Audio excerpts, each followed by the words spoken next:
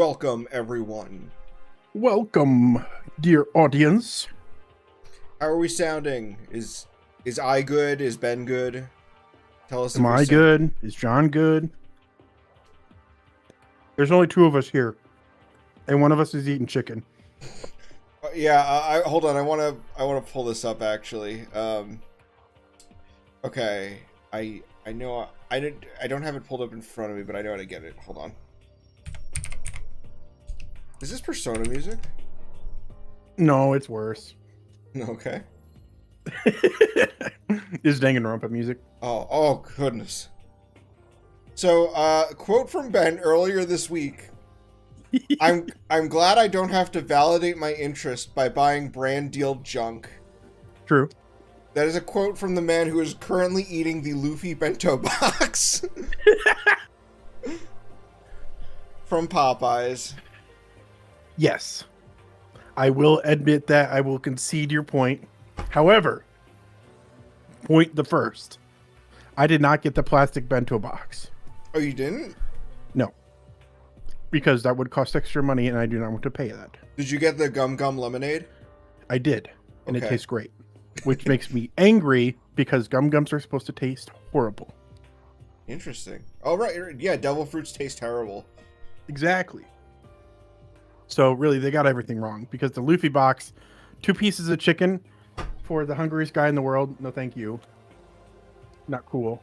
I did end up getting more chicken than just the bento box offered. But I really got it just because Moist Critical talked about it and got the food and was like trying out the chicken and stuff in it and the chopper cupcake, which I didn't bother getting. And he's just like, "Oh yeah, this chicken's like really good. It's like amazing chicken." And today I was just like, I want amazing chicken. And so I went to Popeyes. It had nothing, well, it had very little to do with One Piece. It tangentially connected to One Piece due to Moist Critical talking about the One Piece deal. But it was mostly because he said it tasted good and then I wanted good chicken. Okay. Would you So take that, atheist. Would you concede that you're a medium hypocrite? Low to medium grade, like 3. Okay. 3.5 out of 10 scale. Okay.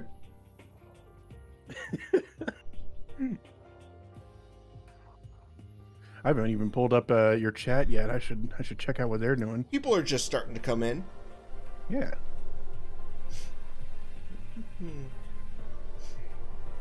Dylan G, always great to see you there. Noise. Oh yeah, I should tweet that we are live. I did list in the chat description what anime we watched. I did watch more shows than Ben. So I actually watched a little more than what's listed, and I can talk about how I feel about those. But I think the ones that I listed that we both watched will probably be more discussed. We'll obviously have more to say about those. Yeah, I tried to cover all like the major bases. I don't think there's like a big one that I missed out on, right? Did you did watch I didn't put it in the description because I didn't know if you watched it. Do Your Best Nakamura. Or Go For It Nakamura, as it's called on Crunchyroll. Go For It Nakamura. It's Ganbare, right? Yeah, they probably just translated it differently. Vocalizers. But I did watch one episode of that. I watched 2, and I liked the... Okay, so... I watched the first episode as I was getting into bed, and because I was like laying in bed, I played the dub, and I didn't like it. We'll get more into the specifics, but I watched it and I didn't like it. But then I watched the second episode today after work, and I watched it subbed, and I liked it more. And I don't know if it's because I just thought that was a better episode, or if I just enjoyed watching it subbed more. Interesting. But yeah, I was getting tired of watching anime by that point, so I only watched the one episode. And you could tell you only asked me to watch one episode of it. Well, I didn't know how much I was even going to be able to watch. Both time and, like, trying to vet things that don't, like, hit for me. Because, man, I picked up 1, 2, 3, 4, 5, 6, 7, 8, 9... So I watched 10 seasonals, which is a lot for me. I know there's people who watch every one of them. But yeah, I picked up 10, which is a lot, and I'm pretty sure one I'm like I can drop. It's funny. The one I'm gonna drop isn't even like the worst show. It's literally just like, oh, this one just doesn't appeal to me. It's just not for me. Production wise, I think it has a lot going for it, and I think I've noticed talking with you about these shows is that I will give anime a lot of credit if I think there's something interesting about the production, or whereas I feel like that's never a factor in your reviews of shows. Yeah, pretty much not. Because like one of the things people were talking about Eureka 7 is, you know, I'm not a big fan of Eureka 7. I thought the show was kind of middling, but I have to give that show credit because I think it has an amazing production. It's 50 episodes long, but the fight scenes are so well animated, and I felt like they really paced it. They paced themselves really well. I think some of the characters have pretty interesting arcs. I do like that. But like from a production standpoint, the fact that it's got 2D animated mechs with really well animated choreography and fight scenes, like I have to give them so much credit for that.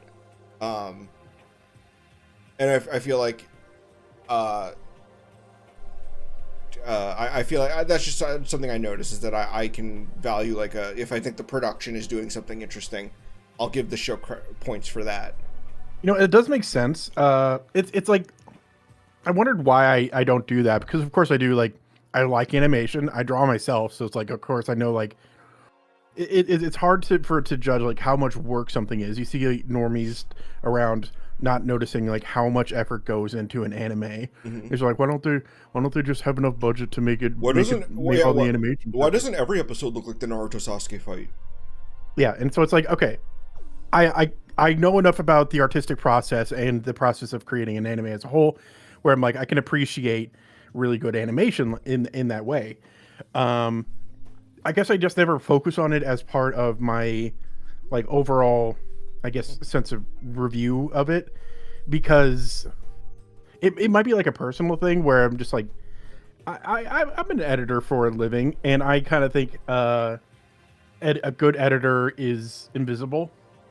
And I kind of think that's very similar to a lot of aspects of the production, where it's like, yes, every piece of this is supposed to come together to make something great, but you don't necessarily need to notice all the little details that make you love it. You know, you need to just you just need to see all the pieces come together and realize, oh, this is great.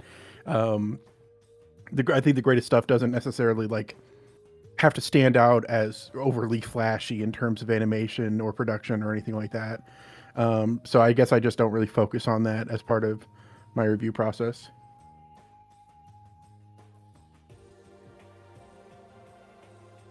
Which maybe that actually might be hypocritical, and I might be going half a point on the hypocrite scale because of that. Because like, I mean, I probably should notice things that like good editing because I'm an editor, because I appreciate those aspects and realize how hard they have to work without any recognition.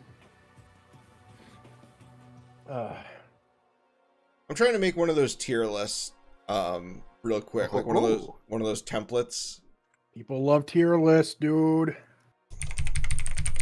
Seasonals 2026 spring. We're in the spring season, right? Yeah. Yeah. So. Yeah. Yeah. Okay.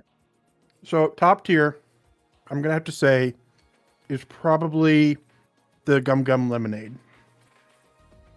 That's okay. I got just good lemonade. It's got some pineapple in there. It really brings out the kick of the lemon.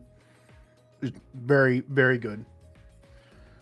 Right below that, I think most of the chicken's really good. Some of it doesn't have enough meat on it, but the meat that's there, it is like salty. It is really moist. It is like, that's good stuff.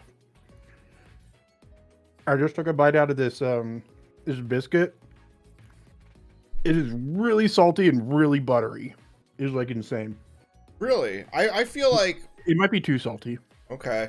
I feel like Popeyes gets criticized for their biscuits. I don't really get their biscuits enough to judge them myself. I remember I was really big into Popeyes last summer, they had this like deal where it was like a family meal where, you know, it's intended to be for like, you know, a group of people to eat. And I would buy it and I would just have that be like 2 days worth of food for myself. Yep. I just like store it in the fridge and be like the next morning and just microwave my Popeyes. I do tend to just like, whenever I go out to get something for a day, if I'm not cooking from home, I do just like buy a full day's worth of food and just store some of it away when I'm done eating for the first meal.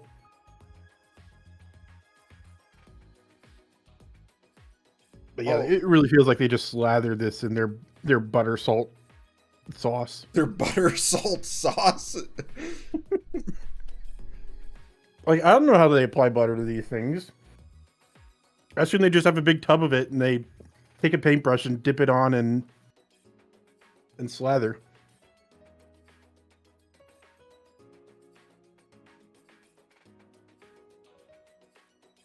So it's pretty good. That's good. Macaroni's really solid. I think I like it better than I had Chick-fil-A's macaroni last night, and I think it's better than Chick-fil-A's. Interesting. I do like Popeye's macaroni and cheese. I remember that was like my go-to side from them, because there was a brief period where I was into their mashed potatoes, but then I was like, nah, just got to get the mac and cheese. I still like their mashed potatoes because better because I think the gravy has that extra like pepper or whatever in it to give it that kick, and I really like that.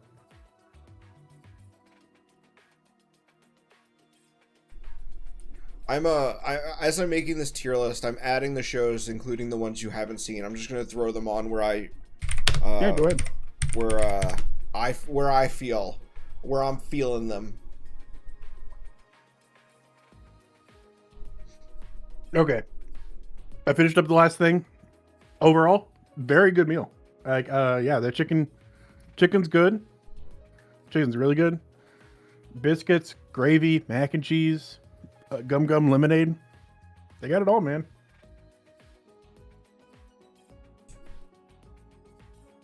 Oh. I don't think of a drink. The tier list, I have to like add all the images at once, so I'm making sure I got everything. Oh yeah. Is Virgin Punk technically part of that?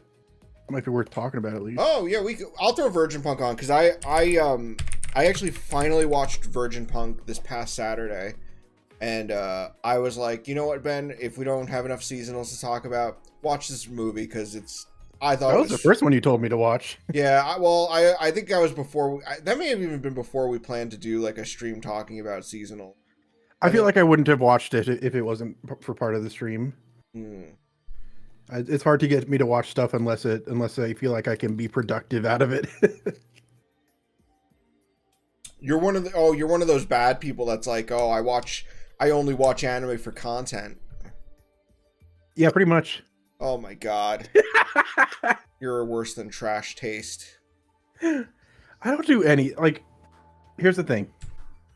Either I am being productive and I want to be like doing something to further my state of just like be able to make money in some sort of way or another, then I can't just be sitting around watching anime. I can't just be doing whatever without it being to further some sort of goal. Otherwise, I'm the other state of the flip side of the coin is me being burnt out. In which case, I want to watch the same YouTube videos I've been watching for 10 years and play Stardew Valley for the 600th time. There's no in between. That sounds unhealthy. Well, what else am I supposed to do? I guess that's true. There really is literally nothing else you could do in that situation. Mm-hmm. Chad agrees with me. Is Chad in the chat? No, I said chat agrees with me. Oh. Well, what else am I supposed to do? You'll see the messages start rolling in pretty soon here. It's like, Ben is right, Ben is right, Ben is right. So, just be aware of that. Dylan G, you've never been to a Popeyes? Dang. Is Dylan G in the U.S.? Is it are they in like some sort of place where Popeyes is unavailable?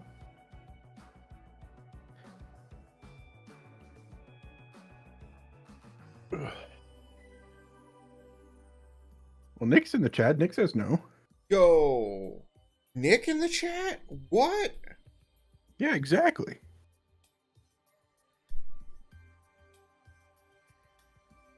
Huh. Okay. Okay. Let's see. I guess ad blocker doesn't work on the tier list website. Huh. That's interesting. Okay, well, let me get this pulled up here. Yeah, I don't need to wait. I still want to share my screen so you can get the music, but you need to share your screen with me. True. So I can see the tier list.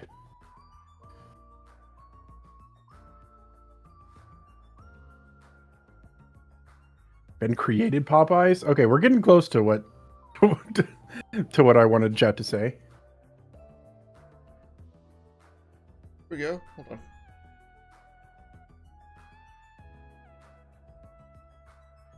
There we are. Okay. Where we are. Okay. So, I have Virgin Punk here, Witch Hat Atelier, Akane Banashi, Nakamura-kun, Lulluto Lilly, Liar Game, which only I watched, Mao, which only I watched, Nippon Sangoku, which we both watched, Snowball Earth, which only I watched, and then Demons of the Shadow Realm, and Fist of the North Star 2026. We both watched these two. Okay, I think that's everything, right? Was there anything you watched that I missed? I don't think so. I think that got this seems about right. This seems about right. Yeah. Okay, so I also want to say for this tier listing, I guess with the exception of Virgin Punk, most of these are essentially first impressions because only 2 or 3 episodes are out of these shows so far. Yeah. So if we put something in S tier, I don't want to give the idea of us saying like this is an S tier show, perfect show. An S tier, I think, would be more like this made a great first impression. I'd say so, yeah. Rather than just saying like overall, you know, this is I'm locked in for life. It could be a ranking of just like how willing are we to see the next episode or something like that. Yeah, that's a perfect way to put it. But first, let's just go with Virgin Punk. I'm gonna put Virgin Punk at A tier. I actually thought this was an excellent movie, and I really want to see a sequel. And I'm sad that I don't know if there's been any talks about a sequel. Oh, really? I have definitely like the story is set up is just like, okay, well, we're gonna continue this some way or another. It's set up like a pilot for an anime, yeah. Yeah, exactly. Yeah, I think this is one of the shows that's a bit more style over substance, I guess. It's animated very well. It's got a lot of flashiness to it. And the story is just like kind of there to facilitate action scenes, it kind of feels like. I might be wrong, but that's just kind of the vibe I get. It feels kind of like I don't watch enough of these types of things. It feels kind of like a Cowboy Bebop to me, where it's just like, yep, we're just telling fun little stories of outlaws and stuff, and just to have cool things happen on screen is the vibe I get. I might be wrong there. What do you think? I guess that's one way to look at it. I think that it's I mean, I think that I don't know. I really like it, and I think it might have something more to say. I think we need to see more of it. I love the villain of this, especially because the villain is like, and when I say the villain, I mean, I guess I mean Mr. Elegance. Yeah. Not like the target as Tommy J, which is his name, the guy they're going after at the end. But Mr. Elegance is such a great villain because it's like he has this perfect blend of I love watching him on screen, but I want him to be killed. Like that's yeah. He's the guy he's the villain you love to hate. Yeah, it's a really good balance there. Yeah. So I don't want to give too much away because this is only Virgin Punk is only 35 minutes. It's not a full length movie. In fact, they did, I don't know if you knew this, Ben, but they did screenings in the US for Virgin Punk. Oh, I didn't know that. And I knew people who went not knowing it was 35 minutes, and they felt so ripped off because they were like, you know what? That is fair. Oh, I paid for like a full ticket. I think it was I think Moomy from the Weeb Crew took his like 2 brothers and he paid for their tickets, and then it was 35 minutes. And now to add to the misleading, I think the theaters actually said it was an hour and a half because the screening had an hour documentary like afterwards about the making of. Oh. And so everyone, like a lot of people I know, said they felt misled. That's fair. And I think Moomy specifically said that he was frustrated because he knew that his brothers didn't give a shit about the making of. And so he felt like he bought 3 tickets and it was not exactly worth it. But me just watching it on my couch, fucking baller. Yeah. I mean, with the movie theater experience, you kind of expect to not have a pilot episode for an anime being the thing that plays. Yeah, you know? exactly. Like even if there's like theatrical runs of like, wasn't like the first like few or the last few episodes of a Don season you went to see in theaters? It's like at least you're going in knowing what to expect there, right? It's funny because they played the first 3 episodes of season 2. That's it. And then after that, they also added like 15 minutes talking with the director, so we also got so we got content and a little behind the scenes, so that was interesting. Yeah. But if they like build it as a movie, then that really is false advertising. Yeah.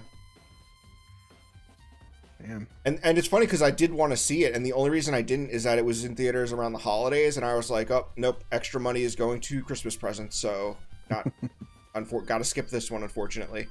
But yep. I was kind of glad when I found out it was only 35 minutes. Still a great movie, and I definitely recommend checking it out. Yeah, I think overall this type of thing appeals to me a little less, but honestly, it was still put together really well, fun to watch. So I would probably end up putting it high B. So I'm okay with A there. Okay. A question now. I think it, because it played in theaters over here, I think they did give it a dub. Did you watch it dubbed? Did I watch it dubbed? I'm actually trying to remember if I did or didn't. I think I tried to watch it. I think I watched everything subbed except for Nippon Sangoku. Okay, interesting. Okay, because there's a few I watched dubbed, and we can actually talk about if we had different experiences that might actually be interesting to bring up. Oh yeah, I definitely did watch it in Japanese because I was like wondering how they would like how they would dub this or that scene or this or that line in particular. I just remember a couple of lines where it's like, wonder how an English person would say that. So yeah, it was definitely Japanese that I watched in. Okay. So that is our review of Virgin Punk. Check it out. Definitely recommend it. It's pretty cool. Next, what should we jump into next? Should we just go which Hat Atelier because it's here, or yeah, we can. Let's mix in some of the ones that you have watched. I don't want to have to go through 4 that I haven't watched and can't contribute much conversation to. Okay. So like, let's switch back and forth. What's one that you've watched? Okay, one that just I've watched. Okay, Liar Game. Liar Game is going in C tier, and unfortunately, I'm being a little generous. I'm being generous because I like the manga. This is one where I have read the manga for this, and okay, even the manga opens up kind of weak. So like the anime opening up weak. It's not that bad. I'm Homer Simpson chasing the pig. It's just a little wet. It's not that. It's still good. It's still good. But if you don't know Liar Game is by the manga author of One Outs, which I should preface this with, I actually don't like one-outs. I think one-outs is like stupid kaiji. I think it's like if kaiji was like really dumb. So I was like, oh, he did another gambling manga with like, you know, pastiches to kaiji. Let me check this one out. And it has a rough start, but he does find it. He does get it. Like, he like, you got like, he gets it. You gotta trust me. I'm shaking you. You gotta trust me. The contraband game is pretty fun. It eventually gets there. And what's kind of annoying about the opening not being so good is that I think the first 2 games are the weakest. But the third game onward, he hit a really good stride of like banger after banger.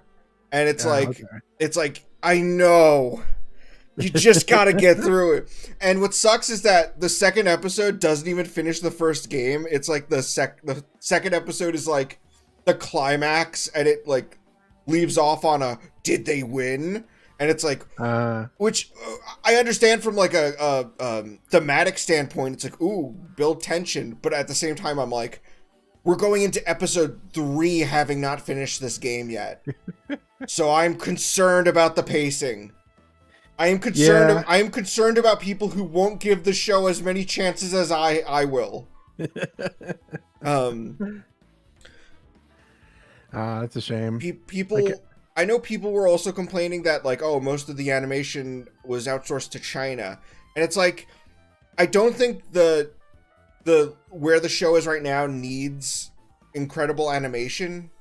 So that doesn't like bother me. It's not like there's going to be a scene that I think needs to be, you know, anything particularly stand out.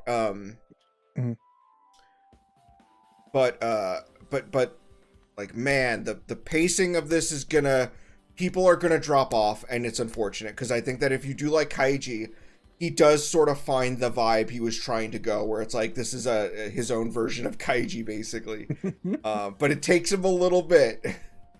Okay, maybe it's good that I didn't want, because like for a second I was like, oh yeah, this does seem like a kind of kaiji type thing where it's like a bunch of lateral thinking, puzzles and I would say competitions. I would say wait for more episodes to come out, and then but now it seems like I feels like I should just wait for the season or whatever structure it's going for, wait for a bunch of stuff and then get into it, binge it. That might be the best way to do it. Okay. So that's what we'll report back on that later once we figure out if that does well. There is some stupid. So One Outs has some really stupid logic lines, like where it's like, I understand that in anime / manga, you suspend your disbelief a little bit. You let but there's like a thing in One Outs where the main character predicts that a game is gonna get canceled by rain, and it's like, it's been so long since I watched One Outs. I watched One Outs after Kaiji because I was like searching anime like Kaiji, and they even got the voice of Kaiji to voice the main character, and he doesn't voice much anime. And it was like, it's something where like he played a game in a certain way because he knew it would get called on account of rain. And everyone talks about how smart he is for looking up what the weather was going to be that day. But it's like a professional baseball team. And it's like, professional baseball teams check the fucking weather, man. Like, yeah, like, that's not like, they're not shocked when it rains if it was reported in the newspaper earlier that it might rain. Yeah, it feels really dumb. And Liar Game had a scene like that where at first when she gets inducted into the Liar Game, she goes to a lawyer, and the lawyer's like, sounds like you should align yourself more with a con man than a lawyer. And it's like, yeah, that's a thing lawyers say. That's yeah, you should go with con man instead of me. That's yeah. So it's got some bad writing. But I like where the story goes, but you gotta get through it. Homer Simpson chasing the pig is just a little wet. It's still good. Yeah, it's like we were watching through Dr. Stone, and there was just like I warned John ahead of one episode. I was like, listen, one of these conversations is going to be really contrived for the That is sake of that's not even that bad, honestly. But I'm just like, I don't. It doesn't. You're allowed to have a couple of bits of bad writing in there. It's fine. It's fine. It's still good. Mhm. Okay. The lawyer saying, "Please don't give me money." As lawyers, you can break the law instead. Yeah. Classic lawyers.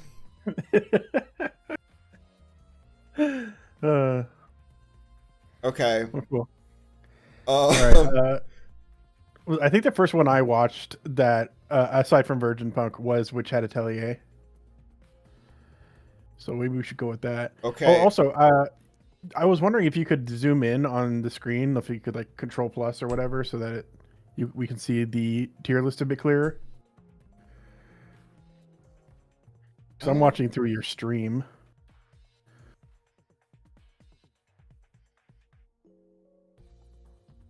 Let me see if I can move this. Move you a little bit. Yeah. How's that feel? Let me be small in you. Do it to make me small. Oh! Hey, do you get this reference? In Smallin. And that's a very cromulent word you have provided to me. Yeah, it's a Witch Watch reference. Oh. Do you remember in Witch Watch they said embiggen? Oh yeah, they made a Simpsons reference. I don't know if that's an intentional Simpsons reference. I think the author just came up with that, and it happens. I think the author just thought it was a cromulent word. He did think it was a cromulent word. She has a spell called embiggen. That's funny. Okay, so what else? Oh yeah, which Hat Atelier? Which Hat Atelier? As far as openings go,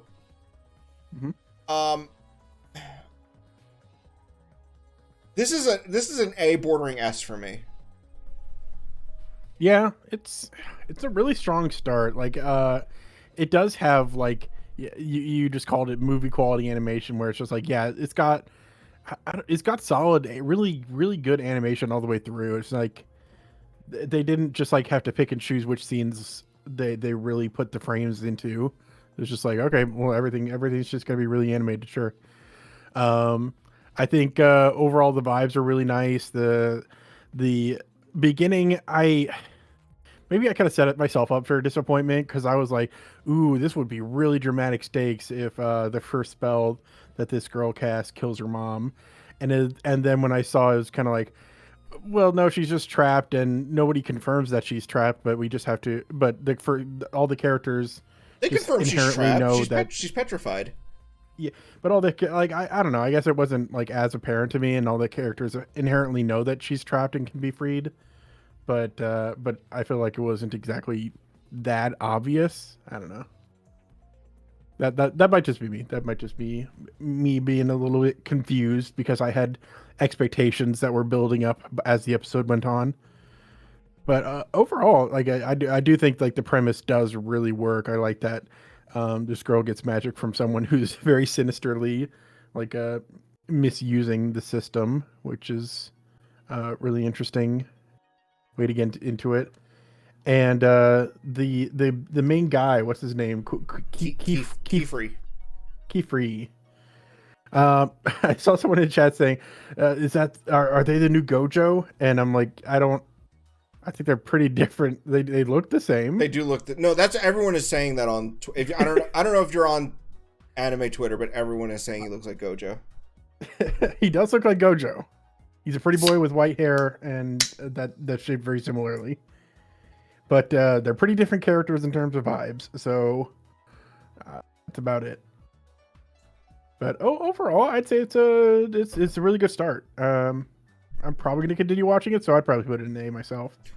Yeah. How many episodes did you watch? There was just 2 out at the time, and so I watched both of them. Okay, I watched the third one. Is the third one? I don't remember if this was the third or second one. I think it was the third one. So did you not see the episode where she has to take the test. Oh, maybe that was the third episode. Yeah, I actually don't remember because like I just remember like the first episode, very clear distinction, and then was it two episodes to get to the was the test episode 3? I believe it was, because that's the one that ends with her where she dons the titular witch hat atelier. Okay, yes. The titular atelier witch hat. Yeah. Okay, so I did watch 3 episodes then. Yeah, I definitely my favorite scene was absolutely the end of episode 3, her flying, which was just like very well done. It brought me back to Kiki's Delivery Service, which is probably canonically on the timeline the first anime I ever watched.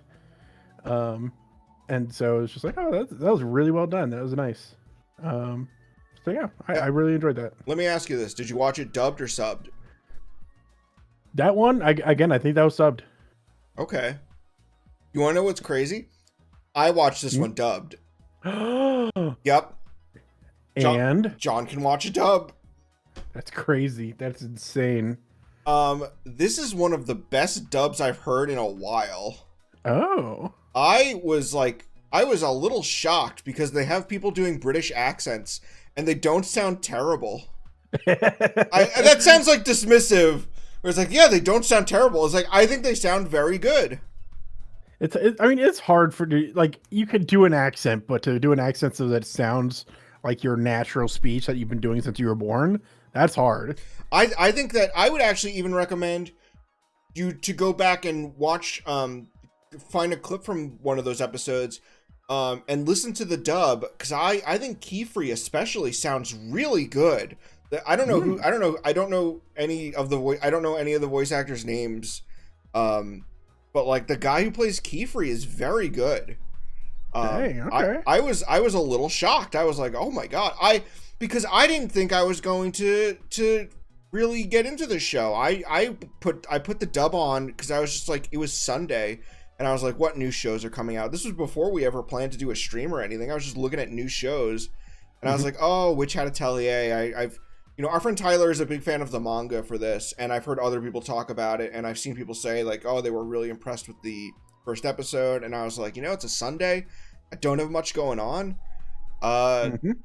let's put it on. And I put the dub on because I was like, oh, I'm probably gonna be looking at my phone the whole time. I was invested, and I really like the performances. Nice. So that's really good. Yeah. So yeah, I recommend it. I like this dub. Dang. And when I started playing that one, I do remember I was like, it started on the English and I switched to the Japanese because like John's gonna kill me if I watch this in English. Come on, man, I can't do that. But I guess he wouldn't have killed me. You know what? Joshua is Joshua Waters. I'm gonna look him up and see what else he does. What else do he do? Let's see.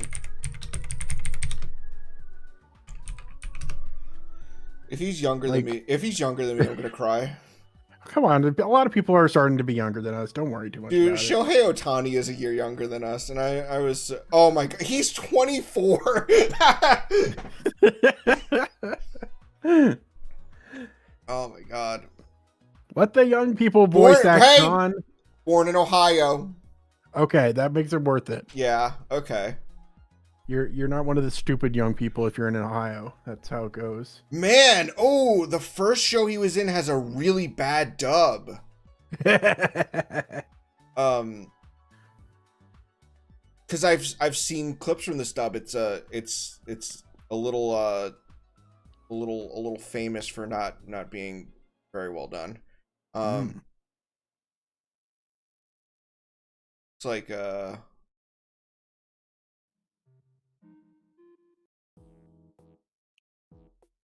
okay, I'm just looking at some of the credits. I'm seeing if there's like anything that's like, okay, I know that character's voice. There's just not a lot here. Yeah. I mean, if he's younger, then probably has less big credits to his name. Yeah, it looks like it. Dylan G, always like it when they do the British accents in the dubs for anime that take place in Britain. Don't get that much these days. Dude, Dylan G, Don't fucking watch. What is that shit? Burn the Witch. That was infuriating. I put the dub on for that, and it's unbelievable. They not only are they in London with British characters, there's a scene where they watch the BBC and they have American accents.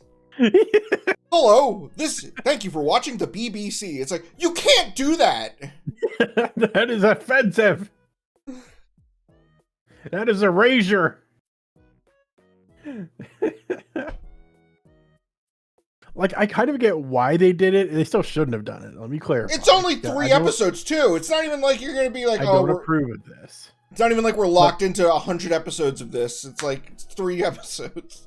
It was like, we've already got a bunch of actors here. We know none of them can pull up a British accent. That wouldn't be annoying. So, let's just have no accent, sure. But you know what they could have done is hired people who are British Americans. I mean, Genion. I remember hearing the Genion dub of Hellsing cost a lot because they actually got British people for like Integra and Ceres. Ooh, I burped. But yeah, they had to like find people for that dub. And I always appreciate that. I remember they were talking about Black Lagoon. I know Chad and Harry all watched Black Lagoon together. I don't know if you've ever seen the series. Nope, I have not. Do you know the character Dutch? Dutch. I probably heard it. I probably know who they are. He is a big bald black guy. Okay. And I bring it up because they actually did a behind the scenes with the voice actors, and they actually said that that Ocean didn't have a regular voice actor that fit that character, so they actually had to go out of their way to get a black guy with a deep voice for Dutch. And so he's a really good voice actor too. So I always appreciate when they go out of their way to be like, okay, we need someone who really sounds like this character.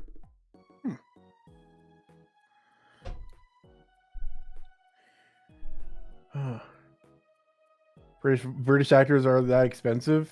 I think finding people who can do it authentic British accents will just like be harder to do. Probably won't be on salary for voice acting, things like that, if I had to guess. There's a couple. I know the dub of MF Ghost, which is like the sequel to Initial D.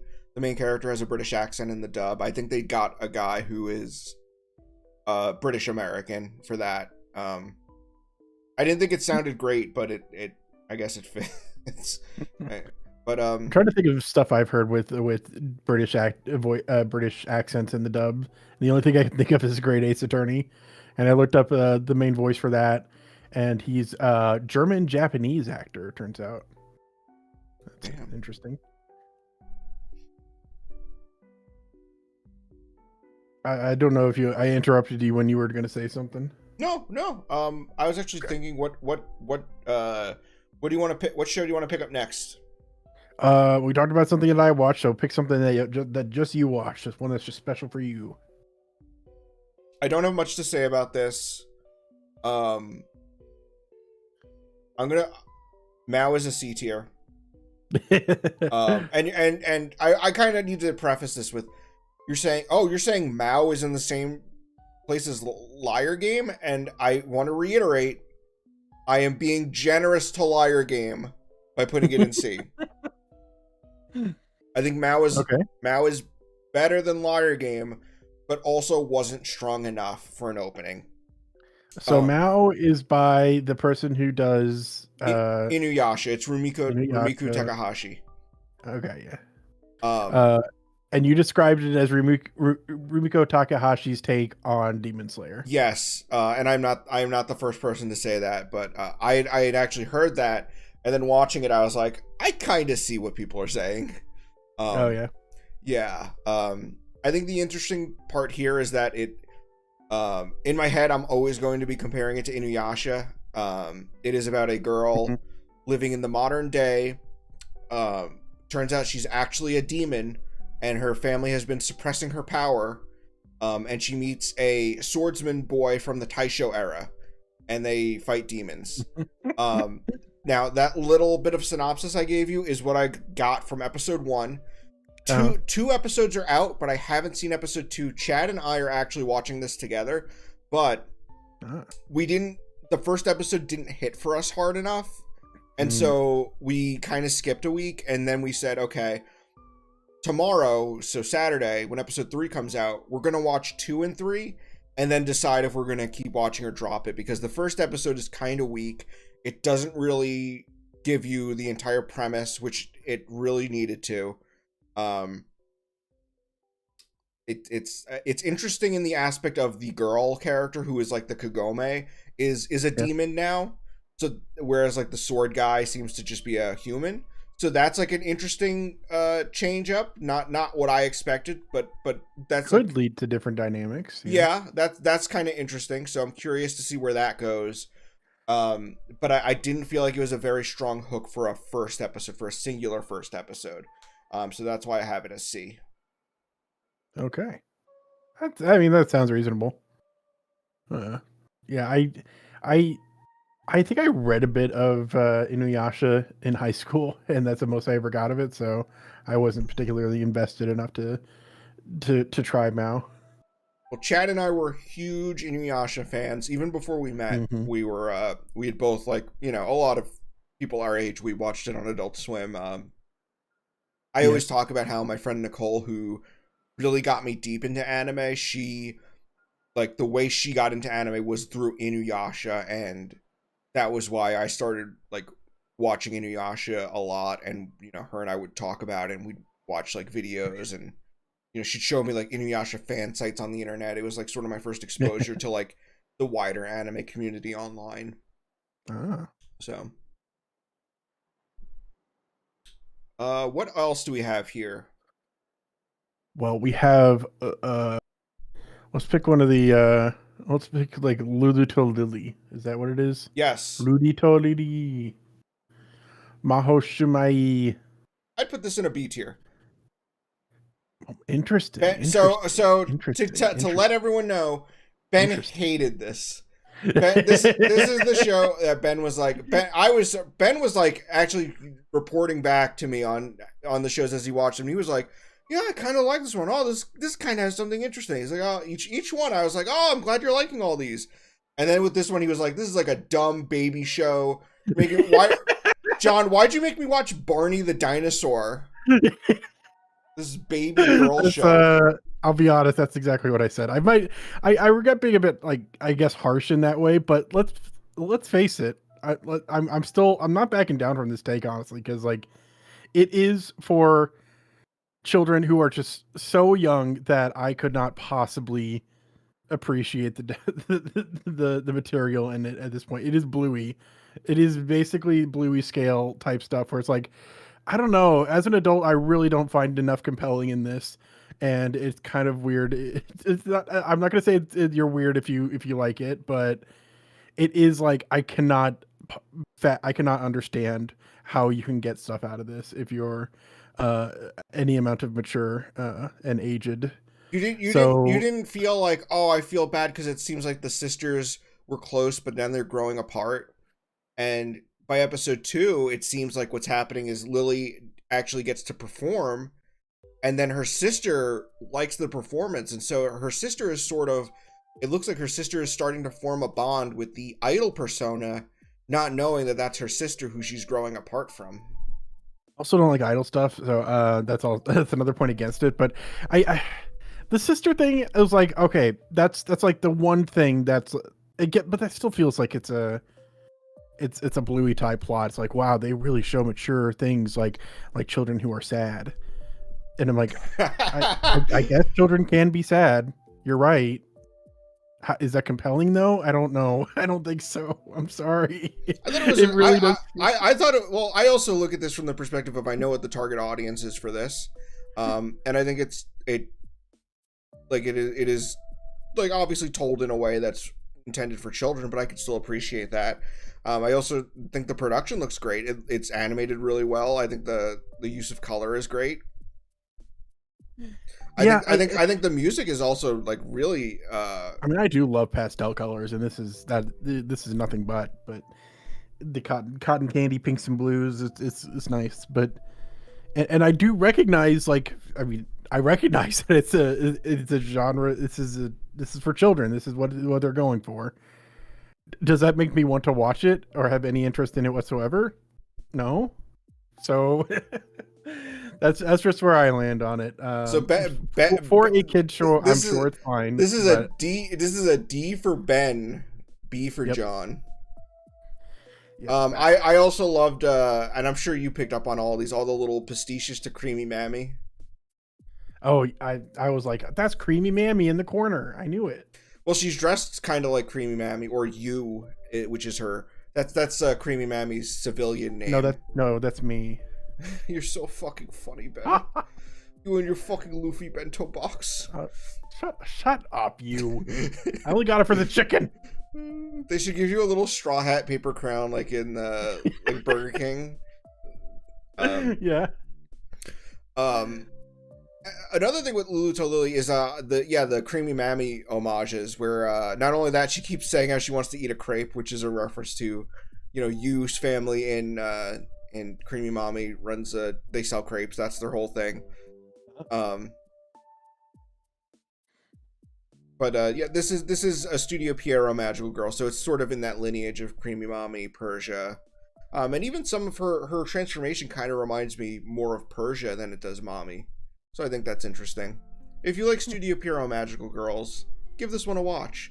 Or if you're like Ben, don't give it a watch. It is so far outside of my demographic. How could I get much appreciation for it? Like, I got to episode 2, and I saw her using the magic wand to transform the stage into this big skyscraper idol statue. And I'm like, she's not supposed to use magic in front of people. And I'm like, okay, no, I have to step back. I'm too deep into this already. I can't start critiquing this crap. So it's just not for me. I cannot, not in any way whatsoever. Sorry. Okay, well, Ben's done being misogynist, so I'm gonna start being homophobic. I didn't. Go for it, Nakamura-kun. Can I give my? I haven't given you my opinion on this yet. You tell me what you think. I watched the first episode just today as we were preparing for the stream. Sure. And my thought for it was, gays deserve better than this boring. So yeah, there's my review episode 1. Okay, because I was gonna say, I knew I was gonna sound homophobic when I just say like nothing in this does anything for me. I actually looked up a bit about this because I was like, how is this? Does this actually appeal to people? And I got some really interesting information out of that. Hit me with it. So apparently, the manga was more raunchy. Yes. Okay. Yeah. You didn't know that. Yeah. And like the this main character's having dream sequences about his crush being like tentacle raped. Yeah. Yeah.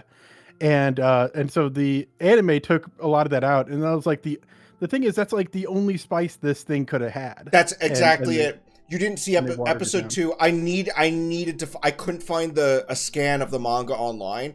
Episode 2 has a joke where he's in the boy love section of a manga store. Yep. And his crush walks up to him and is like, "Oh, are you into boy love?" And he's like, No. I wasn't looking at these. I was trying to grab, and he just grabs a random book off the shelf. He's like, "This is what I was actually going for." And he pulls a random book off the shelf and shows it to him. And his friend who was like, "Oh, you're into boy love?" He's like, "Well, different strokes for different folks." And he laughs nervously and walks away. And then Nakamura-kun looks at the cover of the manga he showed him, and he didn't realize he just grabbed a different boy love, but it was a more graphic one. Yeah. But in the anime, the cover is blank. So he looks at the cover and it's blank and text pops up that says redacted. And I was like, that sucks. What, like, if there was like an actual, like, oh, there's like a horny image, or like there's just two guys like going at it, that would be hilarious. Like, yeah, that would be great. I did see, when I was looking it up, I did see the manga version of it, and yeah, it was a it's like a sister thing, and the main character has a sister, and saw him pick up the book. That's even better. Yeah. So it makes it makes it look like he's like into incest. So it's like the manga had some spice to it, and I could actually see why people would be interested in it, because it's got that extra like spiciness to it. You know, Yes. it's got something that kind of makes you uncomfortable, but it's like that kind of looking at a train wreck, and you kind of want to see what happens because of that. And it's like, yes, of course, that I can see why that would be appealing now, and because the anime took that out, it has nothing. And then I saw apparently mostly Westerners who had enjoyed the anime, picked up the manga, saw that it was a lot raunchier, started attacking the mangaka online to the point where they regret making manga as all together and may not make manga ever again. So that's pretty fun. We should kill people. Like, man, I saw that, and I've been seeing so much discourse, so many people being angry at each other over like the Japan versus US piracy ethics. Yeah. And I'm like, okay, that's it. I'm off Twitter for at least a week. I'm done. I'm not handling that. I'm not dealing with that. I'm cleansing my timeline. So that's a really unfortunate circumstance to be put in. The anime is not good. I'm not going to sugarcoat it. It's really bad. I wouldn't be I wouldn't be interested in the manga, but at least I can see, like, okay, it's got something going for it. Yeah. You know, like there's appeal to it. And I'll say this. I like the art style because it feels super retro. It has a retro vibe, but I like that the story doesn't try to it's not like something that's it's not like the story is set in the past. It's just that author has a style. It feels very we talked about Mao, Rumiko Takahashi. It feels like late 80s, early 90s romance. He kind of reminds me of Ranma specifically. So I do like the art style, actually. And I can understand, like you said, I totally understand how someone could be into the manga. But so I was bored as fuck watching this anime. Yeah, I do remember liking the style. Like, I was like, I mean, I really like the highlights in their hair. It's a nice, good colors to it. Mm-hmm. So it's a shame that they watered down the anime so much. I'd say I'd personally end up putting Lulluto and this one in D. I have no interest in watching them again. I'm honestly okay putting Nakamura in D. Go ahead. Go for it. Lulluto Lily, I will not let you hurt that innocent girl. That's fine. That innocent girl who just wants to love her sister, and you don't want her to be happy. I recognize that children are sad, and that makes an anime really dark and controversial. But you know, which one do you want to do next, Ben? Let's see. We talked about two that I've watched. Is there one more that you've watched that I haven't? Snowball Earth. Go ahead and talk about that one. Okay. So Snowball Earth is interesting. Off the bat, I'm just gonna say I think I'm gonna put this in B tier. I think it had a great first episode. Nakamura is definitely a read the manga. Liar Game is also like a read the manga, but like if the anime catches up, like if the anime starts adapting, wait to watch the anime or read the manga. Yeah, let's wait until the anime gets to the fun stuff, and if it's shitty at that point, we'll just go fucking read the manga. Snowball Earth though, really really cool first episode. I really like the first episode. I've only seen 2 episodes. I think the third one comes out tomorrow. The first episode is really interesting because it's about this, it plays with, so it's a mecha show. And that's one of the reasons why I didn't recommend it to you, Ben. Yeah, thank you. But, so it's about this guy who, so Earth got invaded by kaiju, and the kaiju mostly look like the fucking early evolution of Godzilla from Shin Godzilla, where he looks like dopey. which is pretty Oh. awesome. And so he steal as a 10-year-old, he steals a mech to fight the kaiju and becomes like a hero. But then flash forward like 10 years and now he's like a young adult, but he has no social skills because he's like grown up isolated and like seen as like a savior. And so he like struggles to build like form bonds with people or even just talk to people like a normal person. So he's trying to become, make friends with people and have a social life and all these other things. But then at the end of the first episode, they fire like this massive weapon, and he winds up getting shot back down to Earth. And when he comes back to Earth, Earth is a giant snowball, and it's been like 1,000 years, and the Earth is deserted.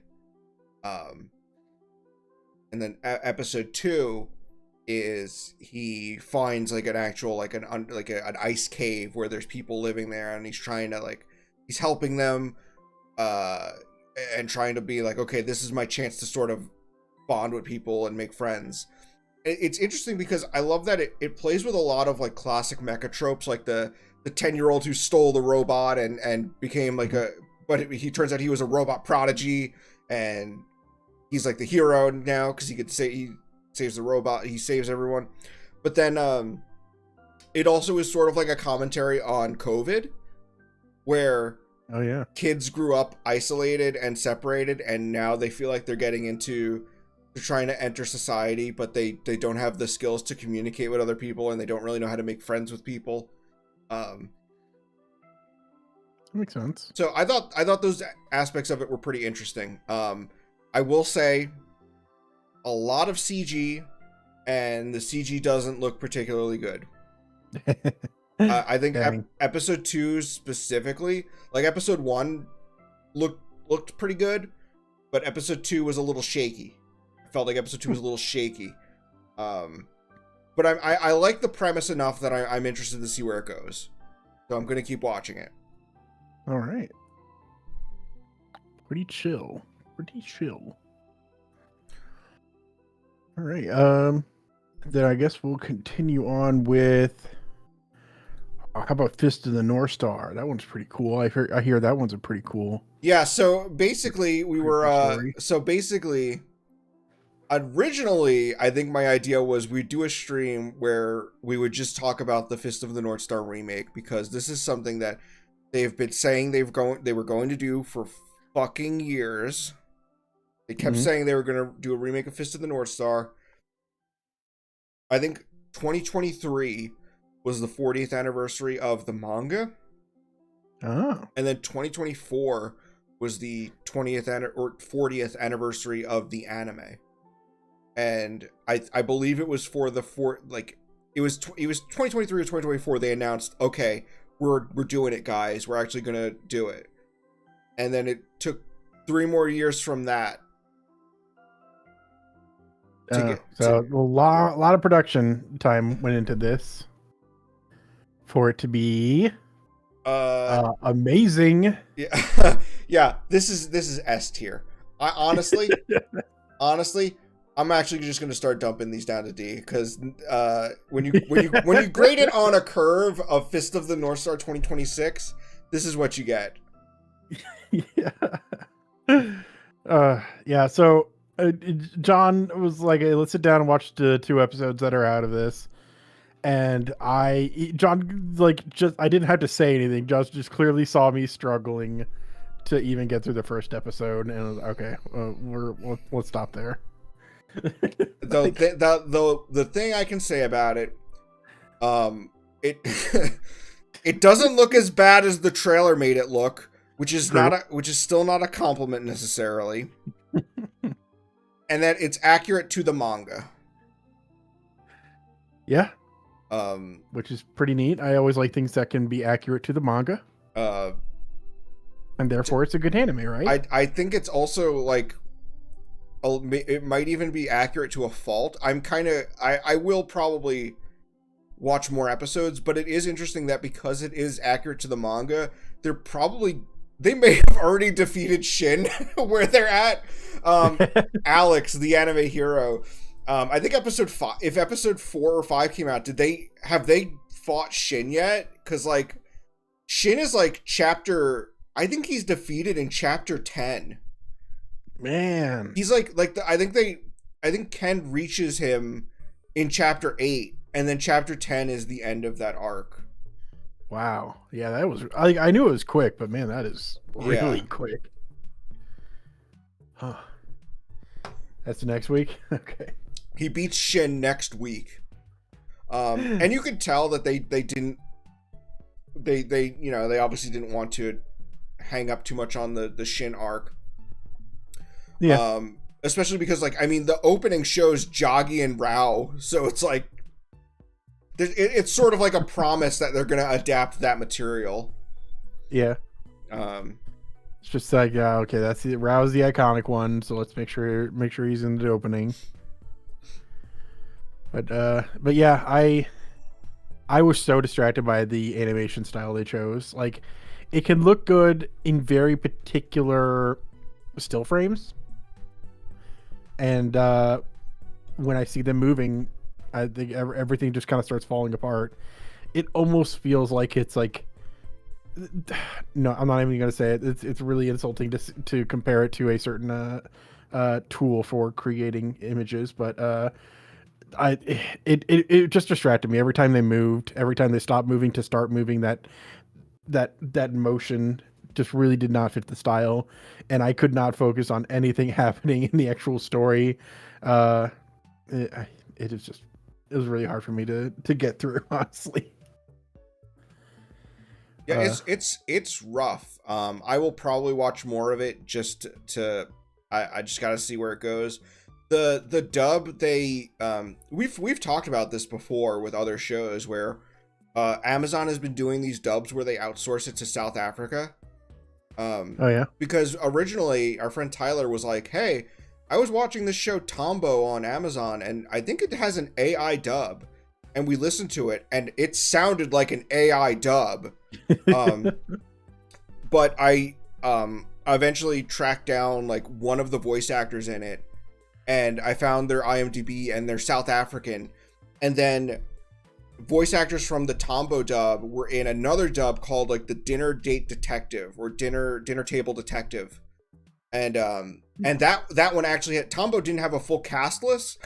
Dinner Table Detective had a full cast list, and I went through all South African actors. So, and those are both dubs that sound exactly like this Fist of the North Star dub. So I believe this is another one of Amazon's South African dubs. Man, yeah. So because you were talking about that, it's like what I can't remember what examples you gave. Maybe I should just leave it to you to talk about it. Examples of what? Of like how they pronounce things. Oh yeah, the scene from Tombo I love is the guy who's like Tombo needs to go to the island or else she won't be as good as she could. It's like it's like that's why I thought it was AI, because it's yeah. And I do wonder if like maybe they're doing both, like it's recorded with a person and then like somehow like they're incorporating AI, because there's some parts where it feels like they're extending lines or something, or like trying to like digitally change inflections on lines. Like yeah, Hawk to Shinken. That's the example I heard. Hawk 2. Man. Yeah. So great dub, great animation. Everything worked out for this one. So yeah, and it's like I don't know. It's not even the fact that I just like hate the way it looks on principle. It's just like the drawingness of how it looks okay sometimes, and then just like when it starts moving from a still shot, the drawingness of having to retransition to myself into thinking, oh yeah, this is this kind of animation. Because like when it's in a still shot, it almost looks like a drawing, and that's clearly what they were going for. But then when it starts moving again, it looks like a 3D model, and I keep having to shift my perspective, and I think that's what keeps getting me. That's what makes it just like hard to perceive. It's hard to watch because of that. I haven't seen Alex in the chat. I haven't seen Kengan Ashura or Rooster Fighter. I heard that Rooster Fighter only has one joke and they just keep running it into the ground. So I didn't pick it up. But if you think it's good, I might check it out. Yeah, give us Rex. Oh yeah, no, I've seen the first 2 episodes of Regenesis, Fist of the Blue Sky. I did not like it. Oh yeah, I think we watched that as a group together. Yes, at Greg's house, like a decade ago. That was a mess. Yeah, that's fun. Very similar vibes, if I recall that. That was a while ago. Yeah. Man. We only have 3 more left, but we saved some good ones. I want to run to the restroom. Do you want to like just like entertain people while I while I'm away? Yeah. Okay, I'll be right back. People in chat. This is the list of all the animes that I've seen. Any recommendations for? I can't guarantee I'll actually have time to watch them. Like watching this many anime for me to be ready for this discussion was a lot, but. It has gotten me interested in like I really do like picking up new stuff. It's exciting to get into a new world.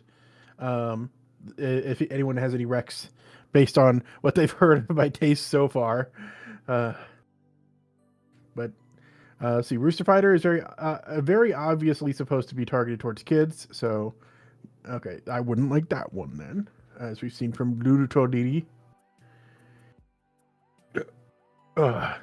It's not exactly the One Punch Man. It has more going for it.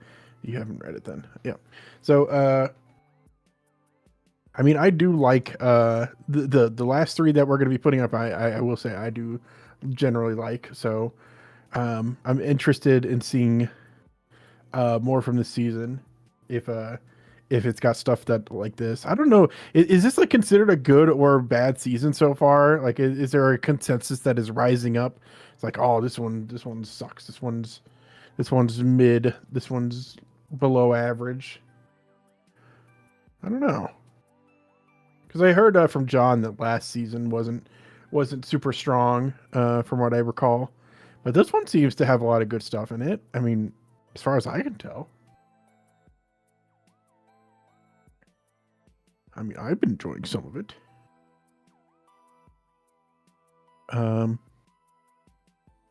Yeah, I barely have time to look at these animes, so I haven't caught up with a lot of seasonal stuff from the past few years. If there's anything that stands out to you guys that you were like, you have to watch this, you must watch it, as long as it's not like a mecha thing. Okay, I'm back. What were you saying? I was asking chat for recommendations of things from the past few years, since I haven't caught up with anime at all. If anyone had any super big recs. Have you seen Cyberpunk? I have not seen Cyberpunk. I think you'd like it. Okay, well there you go. That's one good rec. Chat, you're behind John. Catch up.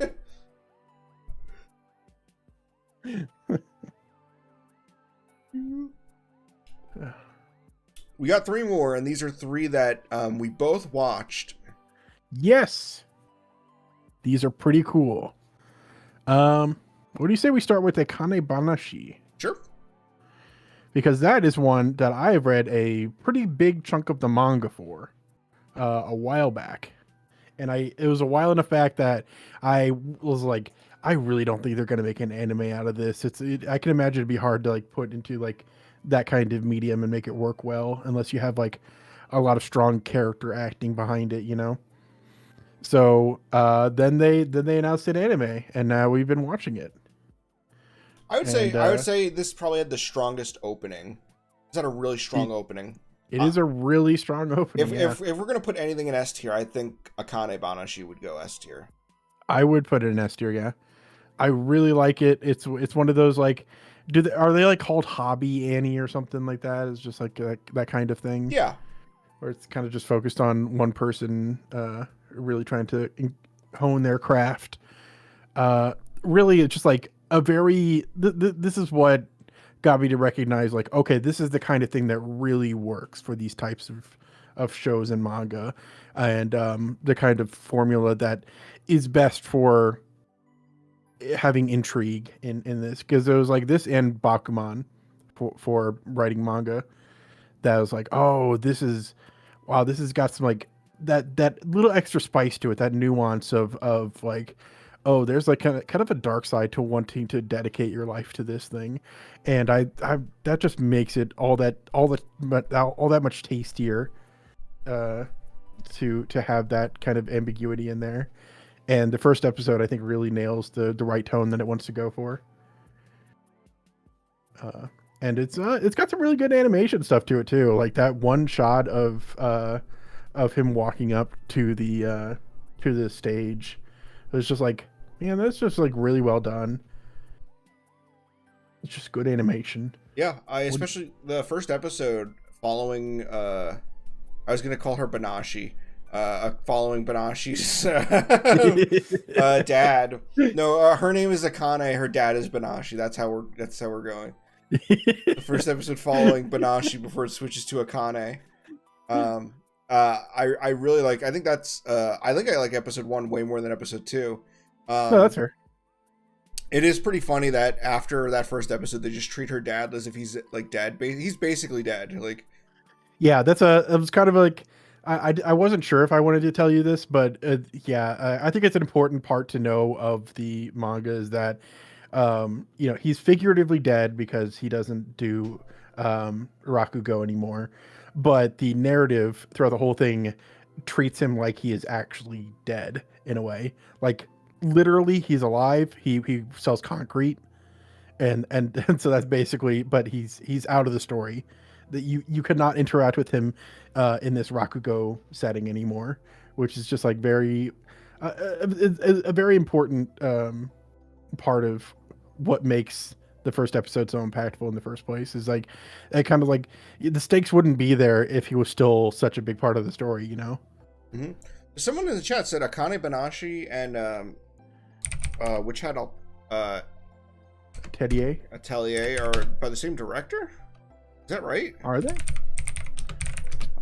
I could see it. They're both really well animated with that kind of subtle everyday type movements. Oh. They are. Wow, that is insane. Ayumu Watanabe. They're putting out some good stuff. Damn. Do you think they're just like hopping between room to room directing this show? I guess so. Creating magic and everywhere they go. Man, I guess that's a director to keep an eye on then. That's also in the chat. The anime hero, is that someone you know? Yeah, Alex. Alex. Only seen 3 episodes of Undead Unluck. I remember when I first watched Undead Unluck, I kept being surprised by how much better it was getting as I continued through it. So if you're liking it now, you'll like it a lot more as you keep going.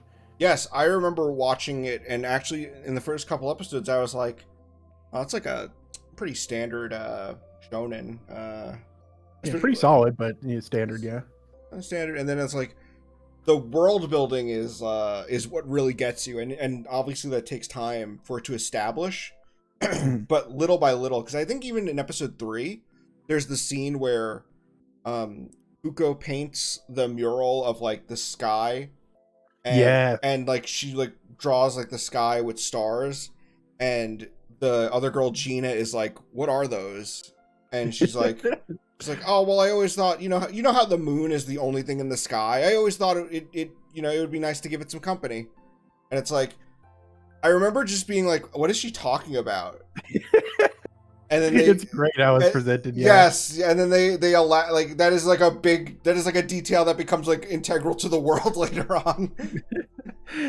It's fascinating. It's just like presented in such a matter of fact way because of course this is the world they live in. It's normal, and it's like it matches our world except for those like weird little details that just don't add up. Or when Victor shows up, Alex, you haven't gotten to this, but Victor shows up and he's like, "What day is it?" And then they tell him the date, and he's like, "No, what day of the week is it?" And they're like, "What are you talking about?" Oh, it's fun. Yeah. Very good stuff.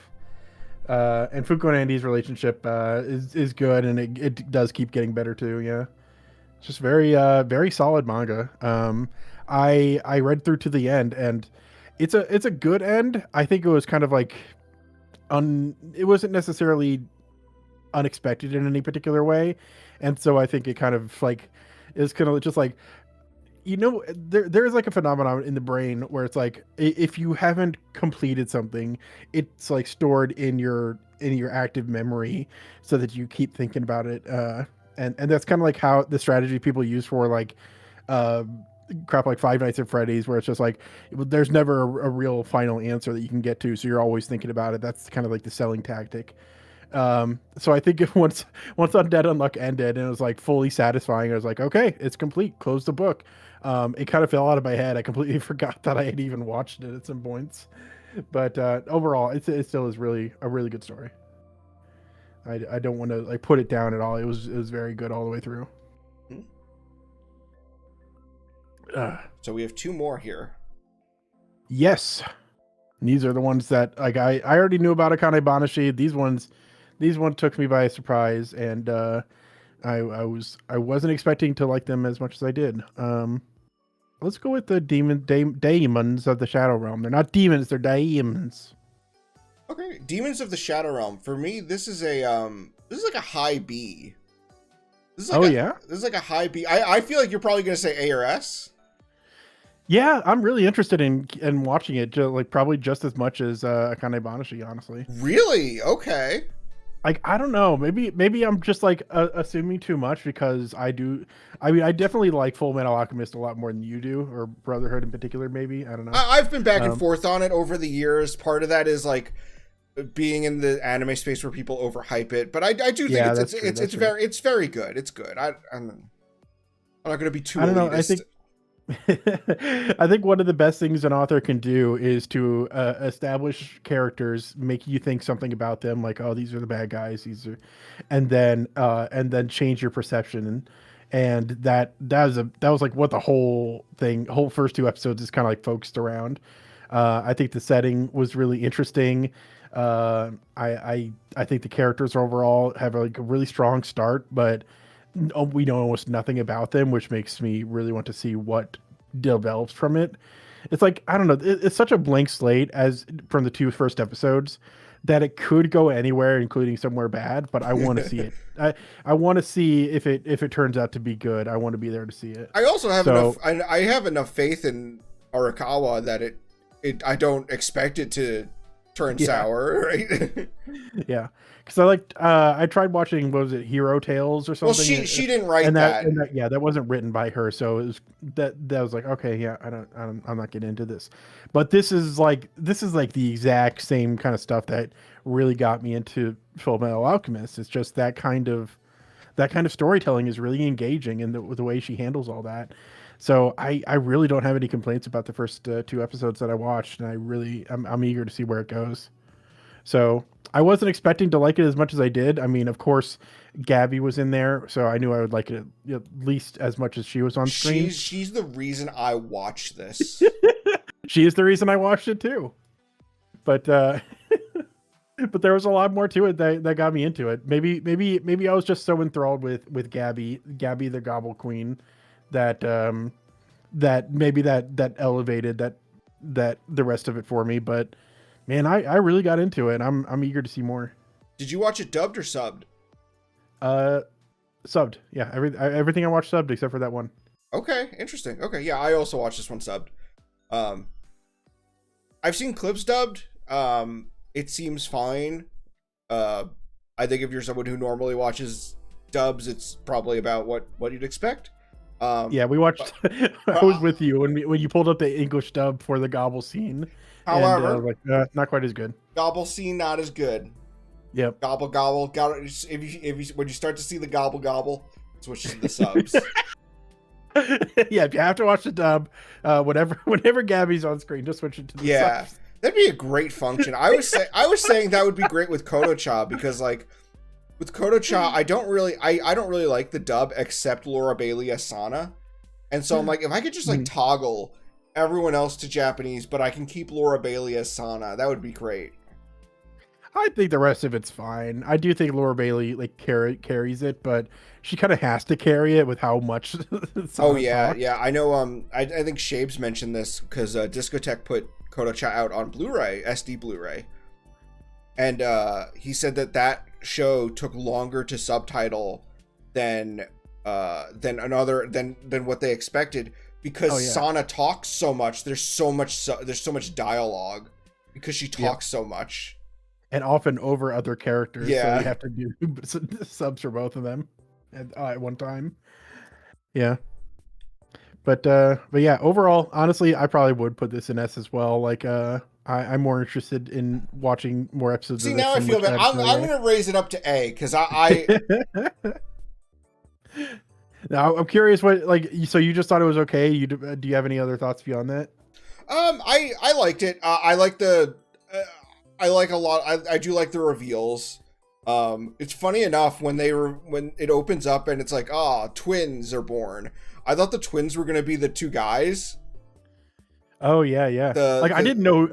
Like, the thing is, because like, I won't remember the names. The main guy, the main character guy. His name is Yuru. That sounds right, Yuru. And I thought it was he, and then the younger guy that hangs out with him with the black hair. I think his name is Danji, because I thought it was Denji at first, but I think it's Danji. Yeah. He called him Aniki, and I thought that was like, okay, are they exactly actual brothers? But I guess it was like Aniki. More like Aniki is like bro, but like non-related.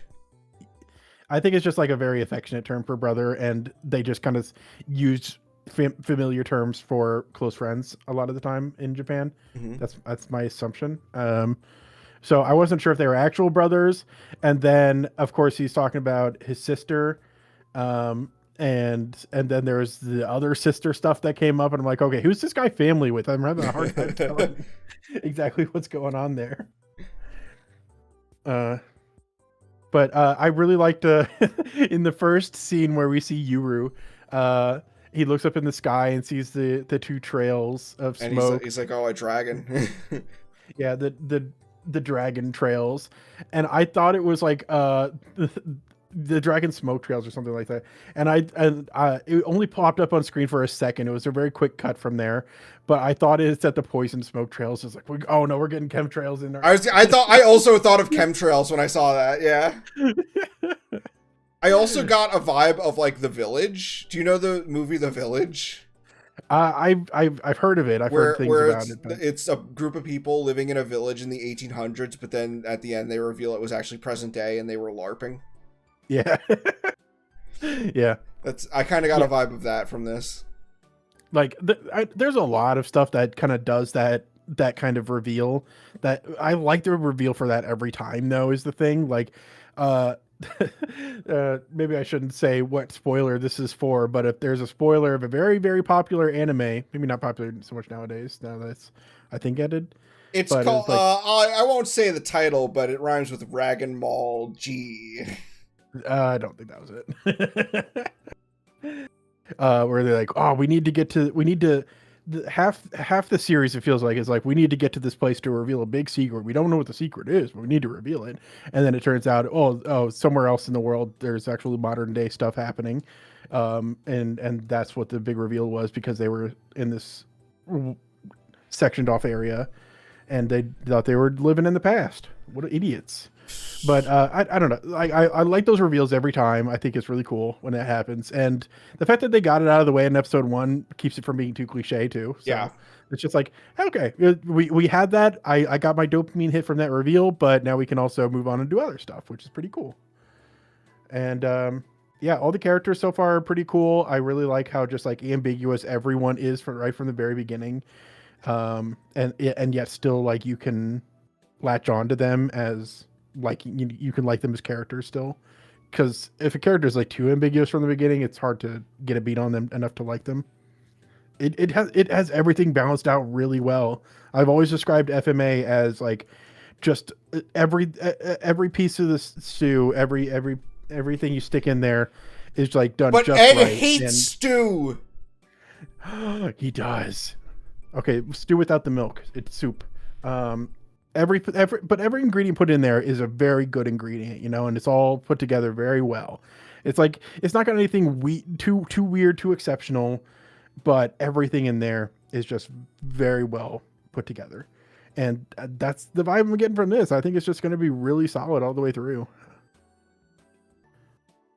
Yeah, I'm interested to see where it goes. Especially because, like, it's, you know, it is one of those things where it's like, we don't really know what the villain's, like, motivation is, right? Yeah. Yeah, it almost seems like it's just to, like, according to the first couple episodes, sorry if it's a minor spoiler, but again, it's first 2 episodes. What do you need to know something of the premise if you want to watch it. But it seems like their goal is to get back a kid who was hidden away in a village and they gaslit him for his entire life. Yeah. And it's basically kind of, it is almost structured like a rescue mission, except with probably too much killing for my comfort, but you know, other than that, a rescue mission. So it is interesting to see like what they're trying to do. I want to follow them, especially because Gabby's on that team. Dylan G, you don't remember that Ed hates stew? Because it has milk in it. He hates milk. He hates milk, and he's like, but there's milk in stew. It's like alchemy. Oh, wait, no, he said he liked stew. He said he liked it. Oh, you're right! You're right! Oh my god! Oh, I'm such a fake fan of Fullmetal Alchemist. Yeah, he's like, this is why alchemy is great, because you can make even stew, which has milk in it, taste good. He fucking loves stew. Wow, fake fan. I am completely fake fan. I honestly, do I even deserve to have it marked as completed on my Mal? No, if you can't remember that Ed likes stew, yeah, take it off. I'm confusing characters' opinions on stew.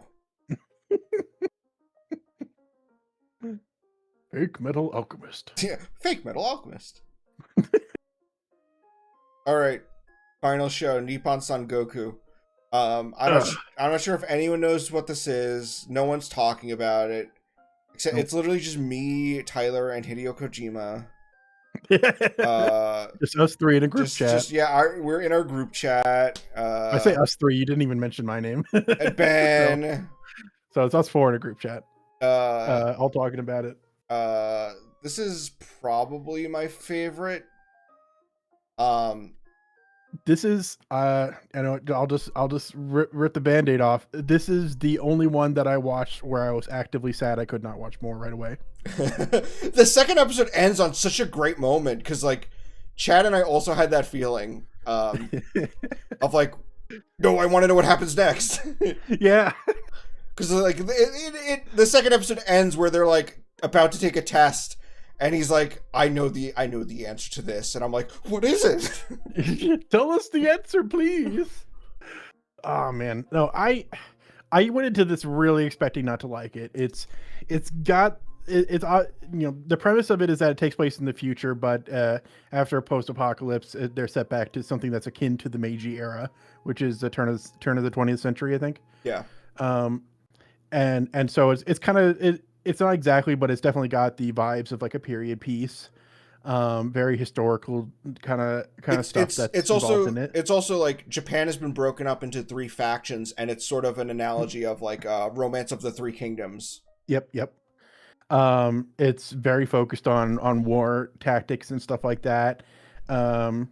It's kind of got this darker tone, which I have to be at a really specific mood to get into the dark stuff. Like I keep wanting to read Berserk, but I'm like, I'm not ready to deal with being that sad right now. Same reason I haven't watched more than the first episode of Takopi. And it's like, okay, I'm gonna have to tell John that just like with Gundam and all this other mech stuff and all that other stuff he likes. Sorry, John, I just couldn't get into it.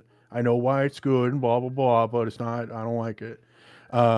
But no, it turns out I really liked it. It was like honestly really, really well done. I don't know. I might end up disliking it if it leans too much into the aspects that I don't like later on. But so far it's been very like grounded, very focused on like characters, like emotions and hopes and stuff, and that's what really gets me. The character drama of it all, and just like very kind of like small scale strategic talks, which is the kind of stuff I like from like, you know, Kaiji and stuff like that. It's all done to it's like this is the one way we could get Ben to watch something that has to do with a war and and they've it's like they tailored it to me. And I did say this, the presentation is a little over the top, and I think that can be overwhelming at first, but it took me a moment to acclimate to the style. But once I was acclimated to it, I actually got really enraptured into it. And just to give like not to give spoilers, but to give a general premise, the main character is like a character who's just sort of living in the world of these three nations in Japan. But then something happens to him, and he decides that there's two routes he can take from there, and one is to get a quick and simple revenge on the person who wronged him, or he's like, would it be more impactful if I changed the world? Basically, yeah. And he's if I undid this injustice that led to this moment. And yeah, it was just so well done. Like, a lot of it was focused on this main character. I don't even remember his name. Aoteru. But yeah, he's that like really kind of like not necessarily naive, but kind of gives off that vibe of the kind of naive optimist. And like one of the first scenes you see of him is him like telling guys growing crops for soldiers who are feeling down that they can't be part of the battlefield. Is like, no, this is an army marches on its stomach. You guys are important. You are the backbone of this army, and you are contributing in a way that is monumentally important. And riles everyone up and says, yeah, we're doing great because of it. And it's like that's an important thing for this character to have for me to like him. And just like the conversations he has with his wife, that how he's so adamant about how he doesn't want to be part of this war because he loves living with her. It's just like there's a lot of sentimentality to this that I feel like a lot of war stuff tends to lack, I guess. I don't know. Maybe I'm misrepresenting the stuff I don't like about Gundams and whatevers, but it feels like there's a very different set of emotions that a lot of those shows try to go for, whereas this one's very just, I don't know, personal to me. It's also possibly the first anime to mention the universal ride Minions Mayhem. Yeah. Chad and I had to rewind that, and then we were talking about it just so much that we had to rewind again because we were like, okay, we missed what he was saying because we were talking about how he brought up Minions Mayhem. Yeah. The universal ride. Oh, man. Yeah. It's so good. And I think I actually wrote it down in one of our group chats, my thoughts on like the premise as a whole, because it's like because I know because our friend Grant couldn't get into it because the characters aren't white, so he couldn't relate to them. Yeah, I didn't realize I don't know if anyone else realized, like he doesn't watch that many anime, it turns out. Yeah, so he just watches One Piece, JoJo's, and Dragon Ball Z, which are all about white people. Yeah. Luffy's Brazilian. Okay, they're white. Close enough. They're in the West. It's enough. They're basically white. But I was saying there, like the as someone who's trying to get better at thinking of cool ideas, the premise is pretty crazy. What if war strategists studied our current modern day in their history books to strategize for a war at the turn of the 20th century? And it's just like that is like a crazy kind of premise, and it's fun that they could just like get that to work out. Couch Potato, we're explaining how Nippon Sangoku is probably the best show. You should definitely check it out. It's really fun, man. And it's like the fact that the main guys kind of got like, I think it's one of the points that I might have to complain about is the fact that they were very wasn't there a point on screen where the main character learns a lesson? Is like, okay, yes, I have a lot of book smarts, but I'm not brave enough to like try to apply those to the real world. And then at the end of episode 1, he was like, smarts, but applied with bravery, on like text on the screen at some point. I feel like that was, maybe I'm just gaslighting myself, but I feel like that was like, it just appeared on screen or something. It's like, okay, thanks for telling me the lesson. I get it. Do you remember that? I don't remember that.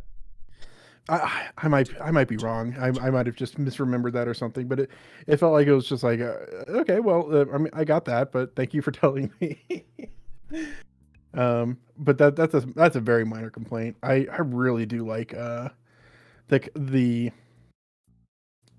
it feels like a very it kind of like the test that they're doing in episode 2 feels like a very shonen type test. It does, yeah. It's like this is their hunter exam. Yeah, and you just know that the main character like is going to beat it with some sort of lateral thinking that I cannot possibly fathom at this point. But the fact that I know just like how he's going to react to this test makes it so clear to me like how much I know about his character already after 2 episodes, which means it's just okay. You did a really good job at telling me what kind of character I'm watching, which is awesome. And then yes, of course, the talk about how people have stood in lines for hours to achieve their dreams when talking about Disney rides and stuff. It's universal. I thought he talked about some Disney rides too. You know, I think he did mention Disney, but he also mentioned Universal. Yeah. Because Minions Mayhem is at Universal. And I kind of think that's probably what they're going to be doing for the rest of the series is like talking about modern day things as history points to strategize for the war that they're in. And I think that's just going to be an interesting and silly juxtaposition to see every time that happens. It reminds me a bit of there's an anime called Kimono Zume that sort of also contrasts like silliness with seriousness really well. I think it's the first TV anime that Yuasa directed. And I get a lot of Yuasa vibes from this show as well, like visually. I don't know.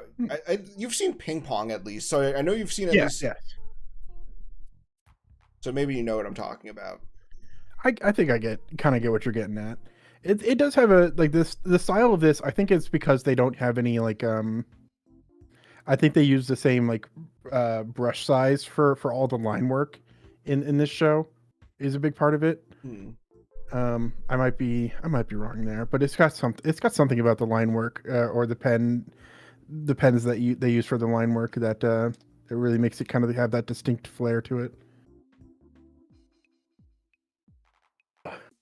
Couch Potato in chat. My YouTube what came up with a recommendation. The one video recommended to me after the stream is gooning sociologically efficient. It is. Is it? It absolutely is. I think it is. Good.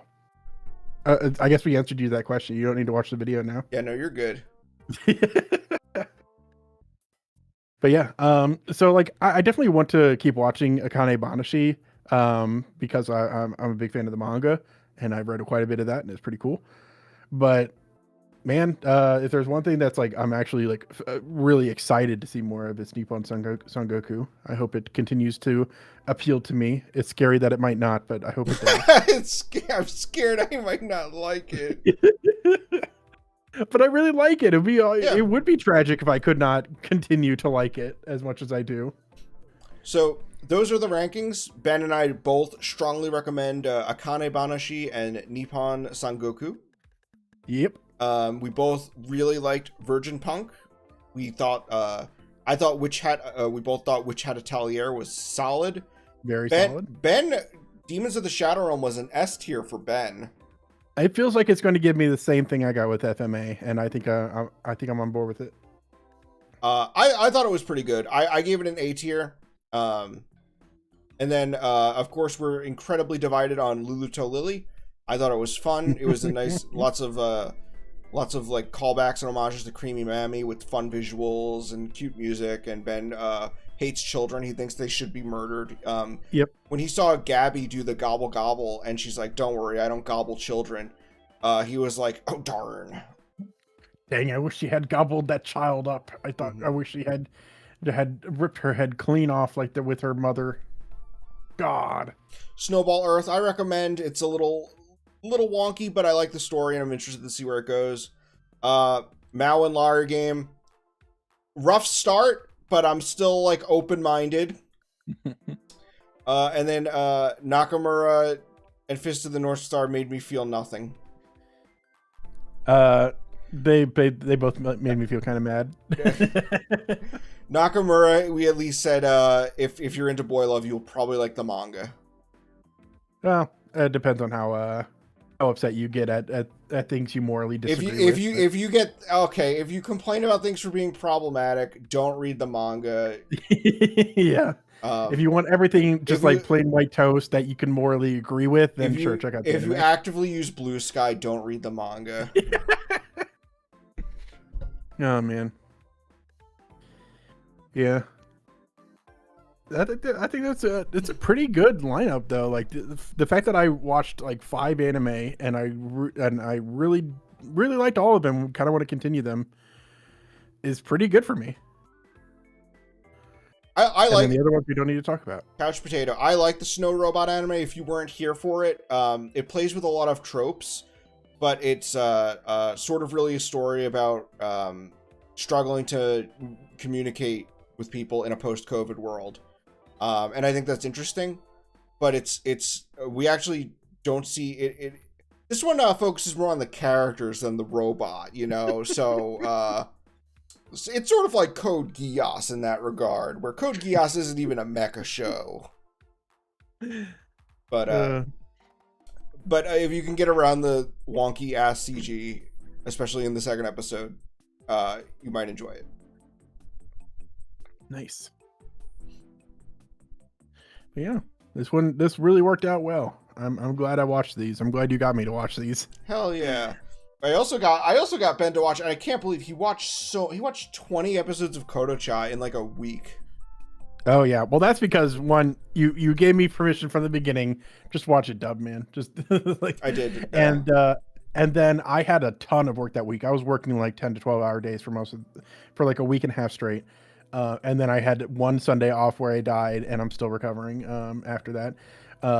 But it was one of those days where I was fully dedicated to just like putting crap into Clip Studio and saving bits and pieces of images, and I had to do that like all day, 10 hours. And because I was just doing image work, no sound required, I was just like, okay, I'll put Koto-chan in the background and I'll just do that work in Clip Studio. And so yeah, I watched a ton of that crap. But you liked it. I keep saying crap. It's good. It's good. It's crap affectionate in that one instance. Sorry, I keep tone tag positive. The word. I keep overusing the word crap, and I should not. I kept watching that good stuff. I actually really like Koto-cha. My review of that that we'll probably get into more at some later point, but I think it actually worked pretty well. It's like definitely like a kid's show. It's kind of like an iCarly type thing where it's like a little girl's like empowerment fantasy type thing where it's like, oh yeah, of course this girl's popular. This girl's is on a TV show, and everyone says she's great at what she does, and she's always taking up commercials and has a manager and all that she can have as a trophy husband. It's just like, okay, yeah, I get it. But then it just like has lots of pieces of just like melodrama to it that are very like intense. But they really balance each other out really well, because the silliness is kind of tampered down by the melodrama a bit, and the melodrama doesn't hit too heavy because of the fact that the rest of the stuff around it is so silly. So it really just hits a very nice balance that's just like, okay, it's just fun to watch. How's Giant Gorg? I like Giant Gorg. Only seen 6 episodes. I feel like Giant Gorg gets better as it goes. It kind of reminded me. I think I was watching Gorg maybe it was like around the time we were watching Lost. And both of those have like characters who are like have a connection to an island.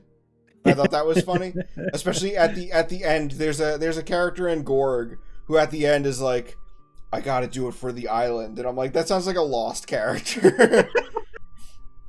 I liked Gorg, and I was afraid that Gorg was going to end poorly. I guess I had heard somewhere, oh, it doesn't have a good ending. I disagree. I thought it had a very strong ending. I like where all the characters go. I think you're thinking about Lost, where everyone hates the ending. I must have been thinking about Lost. That's also one where it's just like people say the ending's bad, but it clearly is good, and they just don't get it. Yeah, I like the very ending of Lost. I think the last season is weak, but I think that the finale is good. Yeah, the first half of pretty much every season is kind of fillery and meandering.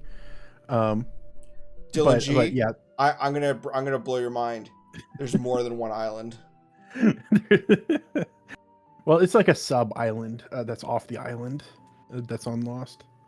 But yeah. And I got really insulted when this is like my last. I think this is my last straw for Rick and Morty, which is funny because I'm like watching that a bit after everyone got tired of it. Yeah. And one of the episodes, Rick's just having a conversation with someone. They're sitting on like on the sidewalk next to a street. And it's like, and then they end up in a church at the end. It was like, what was that even? It's like. What do you mean? What was that? You're supposed to be smart. You're supposed to. How do you not understand what the show is getting at? Is there a giant robot in Lost? Not a giant robot. If you think about it, the island is kind of like a robot. There's a bad robot. Yeah, you see that at the end of every episode. He's in every episode. Yeah. I don't know why, but I was just randomly thinking of, I don't know, it's like one of those things, they call it like a vocal stim, of that actor being like, my name is Henry Gale! I don't know why, that was like stuck in my head today. I mean, he said that a lot. He did say it a lot. That does help with things getting stuck in the head. But that's our ranking. I guess we'll hang out for like a couple more minutes and then we can wrap this up. Yeah. Anyone has any? Here's something that's been on my mind. I already talked about it briefly, just in the fact that it has encouraged me to get off Twitter for a week. You feel free to shut this down if you feel like this is a topic we should not just jump into willy-nilly. Japan's getting really mad at Americans and vice versa over the piracy discourse. I've been seeing so much of that. Have you seen any of that? Oh recently? yeah, absolutely. Okay, I already know that you're like, okay, well, piracy is not really a bad thing. You don't, but has anything particularly sparked your interest with that whole conversation? I think that it's interesting how easily the Japanese side is willing to say, well, if it's even stuff that's rare or lost, if it's not put out legally, we don't want it. Because it's I think it's different if they were just arguing, oh, these are readily available things you're pirating, which that happens. The stuff that's readily available does get pirated. If they were just complaining about like, oh, Americans are downloading Jujutsu Kaisen even though it's so easily available. Yeah. But it seems like a lot of them feel the exact same way with pirating, say, something like a My Hero Academia, something that's very easy to find legally, versus something that's like incredibly rare, like when Kaneko Video, formerly Femboy Films, uploads that print of the Mario movie that was like incredibly hard to find, and they scan it into HD and make it available in HD for the first time, and people are like, you don't legally own the rights to that Mario movie. It's like, well, no one's releasing this. Like, yeah. And I think that what really gets my goat with these particular conversations on Twitter is that everyone, I think, from both sides, literally, like Americans and Japanese people, are both terrible at arguing their points. Yeah. And that's what gets me really mad.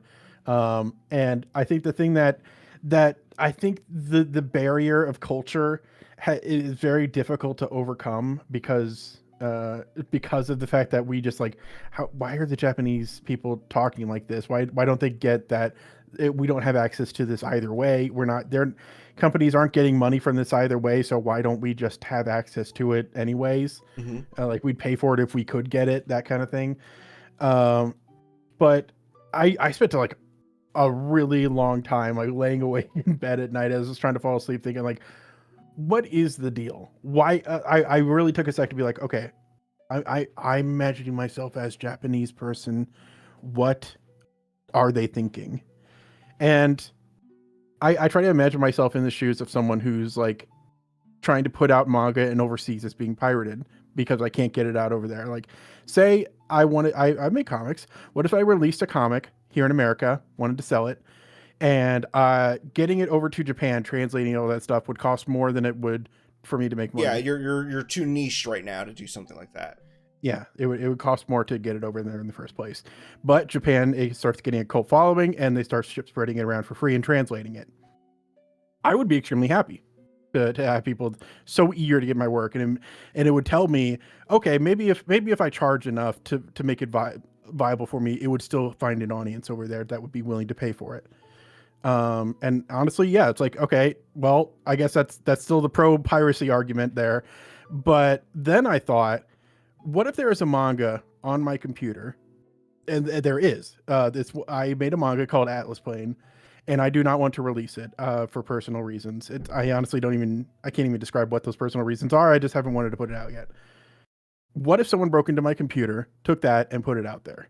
How would I feel about that? I would be furious. And so if a company does not want to put something out to an international market, they have the rights to this. They created this. Do they not have the right to say, we don't want it out over there? And shouldn't they deserve the right to say what to do with their stuff? And so I'm like, okay, I'm actually starting to understand what the point of this conversation might be. We value the rights of consumers much more highly than we value the rights of creators. And I've been seeing a lot of stuff with Amazing Digital Circus and Toby Fox and all this stuff where it's very clear that even with indie creators, the consumer thinks they deserve the rights first and then the creator. And I'm like, okay, I'm starting to get more of this. And then I'm also seeing the more reasonable Japanese people, because I know a lot of people yelling on Twitter from Japan are the stupider ones, because that's who argues on Twitter. Nature of social media, yeah. Yeah. The smarter ones that I've seen who are more reasonable are like, listen, we get piracy happens, dude. Just quit bragging about it. That's really all we want. And that one makes more sense to me because like they do value social like etiquette, structure. Yeah. Is social etiquette. It's like it's what keeps society running according to Japan at least. And you know what? I could understand that. Like should we say let's pirate everything and it's a moral victory when we do? No, I don't think so. I don't think it's right to do that. Like, if we pirate, maybe we deserve to feel a little guilty about it. I mean, it is kind of breaking the law. It is breaking a contract between a creator and a consumer that should not be broken. So it's like, okay, if you really feel like preservation, biggest one, is valuable enough to be able to break this law, then, you know, you shouldn't feel that bad about doing it, but come on, it's you can feel a little bad. Come on, you don't have to justify everything. So it's like, I kind of get it. If you go about it from that direction, I feel like I start to get it, and I feel like if people just realized, hey, what if we try to compromise a bit? Let's stop saying pirating's great, pirating's amazing, and if we recognize that we don't have an eternal and undeniable right to watch everything we personally want to watch. And the Japanese should also acknowledge that, hey, maybe piracy is more like a jaywalking type of offense than murder. You know, it's closer to the jaywalking side on the scale. Maybe if we can kind of come to a compromise there, things would go a lot smoother between our countries. But that's just me personally. That was all the thoughts that I had on this. I was thinking about it forever, and that's the conclusion that I personally came to. There is also the argument that, like,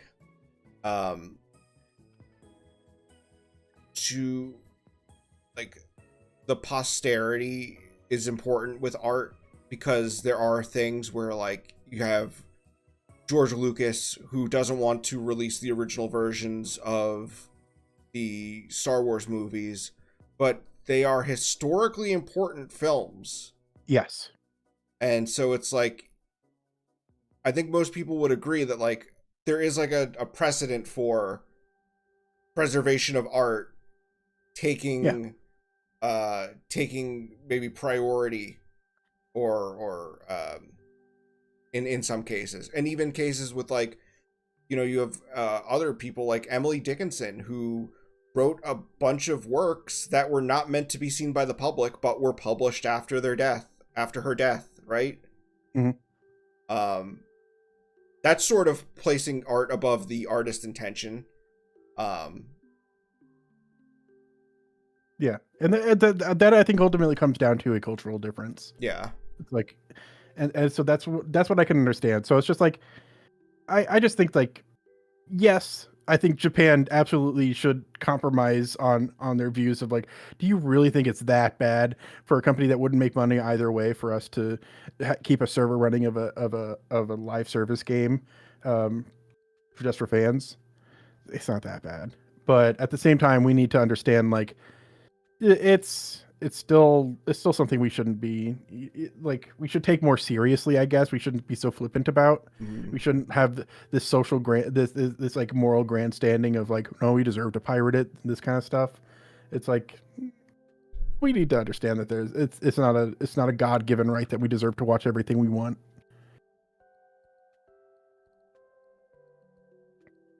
Funny enough, one of the shows we had to pirate is now legally available. Hooray! Magical Sisters Lulluto Lilly is now legally available on YouTube. Finally. In select regions. Well, just use a VPN. That's legal. They'll still get the ad revenue from it. All $14. That's what public domain is for. Star Wars is never going to become lost. I think most Americans agree that the public domain thing. I think Japan doesn't like public domain stuff. It's like is anti-public domain in general, right? Do you know how they land on that? I don't know what their public domain is. Yeah. I don't know. Like, I know they are kind of anti. What's it called? When you could take something and have it be transformative, like for YouTube video. Fair use. Fair use. I know they're kind of anti fair use. At the same time, like, I don't know. They're very interesting because they also, what they consider transformative is interesting because, like, I just watched an anime called Tojima Wants to Be a Kamen Rider. And it's about a guy who wants to be Kamen Rider, and then a group of villains dressed as Shocker show up, and then it turns out they're the real Shocker from Kamen Rider, and all the characters dress up like characters from Kamen Rider and use Kamen Rider attacks, and they're fighting actual characters from Kamen Rider, and it's like, this isn't a legal issue by any means. So it's different. It's different rights holders that are making. Oh, it's Ishinomori is not like credited on it. Okay. But funny enough, for the anime, they actually had an Ishimori Productions artist contribute art for one of their end cards, because they have end cards that are all done by different artists, and they got I forget his name, but he's the artist that did the like new Genma Tyson that sort of combined the like original Genma Wars manga to the Eve of Mythology. It like combines all of them into one universe. But he's an Ishinomori Pro artist, and he did that line of the manga. And I really like his art, and he did one of the end cards. Huh. I know that in Japan, everything pre-war is public domain. So movies like Citizen Kane are sold as public domain copies in Japan. So yeah, maybe but they definitely just seem more strongly like, okay, these companies deserve to hold on to the rights of this because they created it. Or rather, I think they're more creator driven. I don't think they think of we kind of stopped in America. We stopped seeing companies as people because of how like crazy unethical that can get. But I think Japanese people have a lot more respect for Japanese companies than we do for American companies. But so it's like, well, they still deserve rights to it. They created it. They deserve to keep the rights on it. So it's like, but for Disney and stuff, it's like pushing public domain to be like, basically nothing can ever go into public domain again. It kind of sucks. I really don't like it. So it's hard to say. There's a lot of nuance, and then I go onto Twitter and press the translate tweet button. Is like, how can you be such a brain dead child and think that it's okay to pirate things? And then I see an English post saying, how can you be such a brain dead child and think it's okay to not keep a server running for a live service game? It's like, why do you need to start every single retort with a to quote a genius? There's heroes on both sides. And we'll never know who that genius was because Nope, it's not because public domain. nope, never. No one will ever see that movie now. But my point is, be a little. It takes genuine effort. I was up nights thinking about this and taking a genuine effort to try to see it from my opposing viewpoints side, so I can understand them. It takes effort to do that, and it takes effort to make compromises. But try to do that if you're ever going to be making a public statement on Twitter and arguing with people, because that makes things so much better for everyone.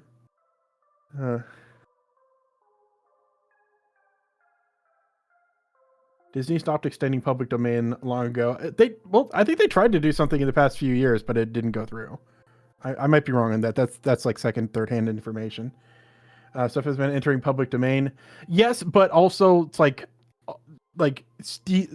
Mickey Mouse hasn't gone public domain. It's Steamboat Willie that's gone public domain. Any other iteration of Mickey Mouse, anything that doesn't match at a very narrow viewpoint is not public domain still. And because companies can still be litigious about things that technically are supposed to be public domain, I'm thinking the Mask of Zorro, with the fact that Viz still calls him Zolo Roanoa to this day, because they just don't want to deal with the estate that owns the Mask of Zorro. It's like they're legally allowed to use it. He's in the public domain, but there's still a lot of litigiousness that comes with it. It's like, man, there's still so many landmines around public domain that Disney just ruined it as a whole. It's like, just don't touch it, man. Just don't even bother touching it. Star of the Giants turned 60 this year, and we still don't have it. Well, I mean, we have it on Blu-ray. We just don't have it with subs. That's it sucks because like people don't understand why people are like, well, why doesn't it have subs? And it's like, because we talked about this before, Ben. It's from the 60s and it's like 180 episodes long, so no one wants to touch it. Oh yeah, that's another thing that I felt like Americans could focus on more. Like, if we're not able to get something, there should be more effort to convince legal means to be able to pick it up. Like, if people are really that dedicated to getting a Star of the Giants thing in there, rally up support for it, and then go to Viz or whoever, or Toei or whatever person, whatever company. Neither of those companies own it. I'm talking in general about manga and anime distributors in general. All right, are you happy now? No. It's like, okay, yeah, make an effort to actually create the legal pathway for it if you're really that dead set on getting something, and if you really think it's worthwhile. And maybe if you do end up pirating something and you end up liking it, if you really like it, buy merch of it or something so that the author can see some money coming in. That would be nice.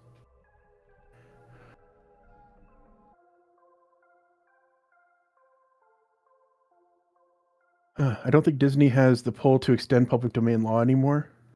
Yeah. Still, like I said, they've left a minefield behind with everything they have done. It's still going to be very difficult for anyone to get their own Mickey stories. That's not a very specific type of story out there. Is what I'm getting at.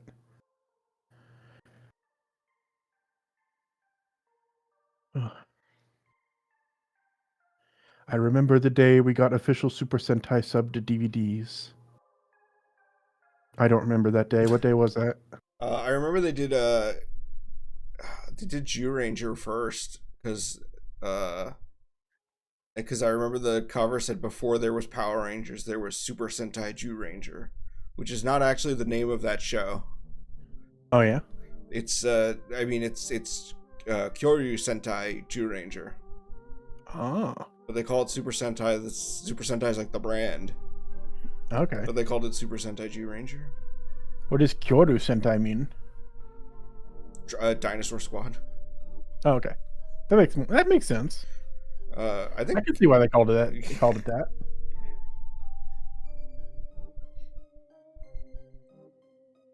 Well, when the fan subbers have like an unspoken, well, it's not even unspoken. It's usually spoken out loud that if something they're subbing gets officially licensed, they take down their subs. I know Dark Cat actually did it with Minky Momo when Crunchyroll officially released it. Because he was like, yeah, I mean they're putting it out. No reason for us to have ours up there.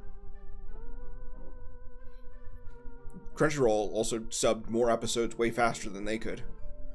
Which is another reason why it's good to support official releases. They can get you the stuff way quicker than fans can.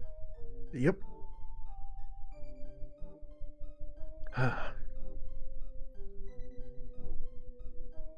You know where I read all my manga?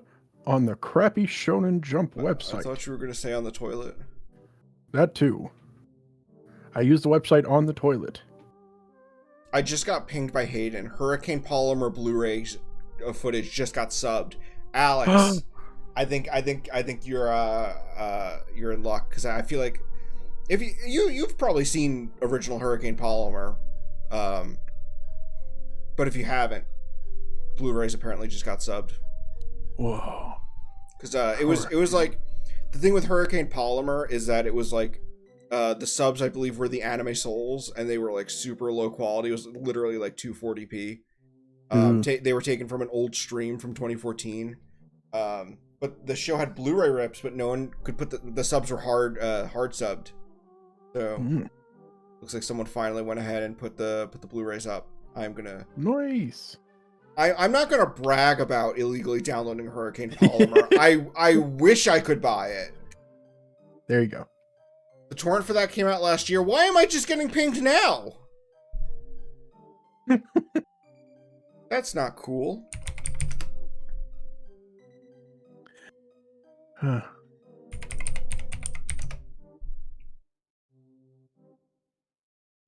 Oh.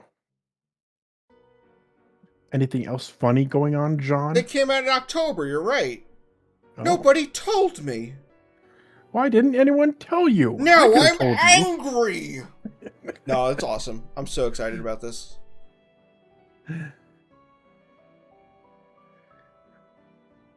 Hey, just buy the Italian Blu-ray. There you go. Exactly, yeah.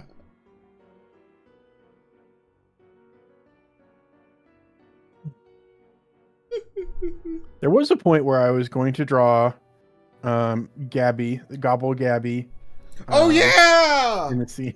Oh yeah. I think we're winding down, so yeah. I'll just have to like post it on Twitter or something. Post it on it's fucking Gabby Gobbles going, you're the one that's out no, it's Yoru or Yuru is telling Gabby, you're the one that's out Gabby out of your mind.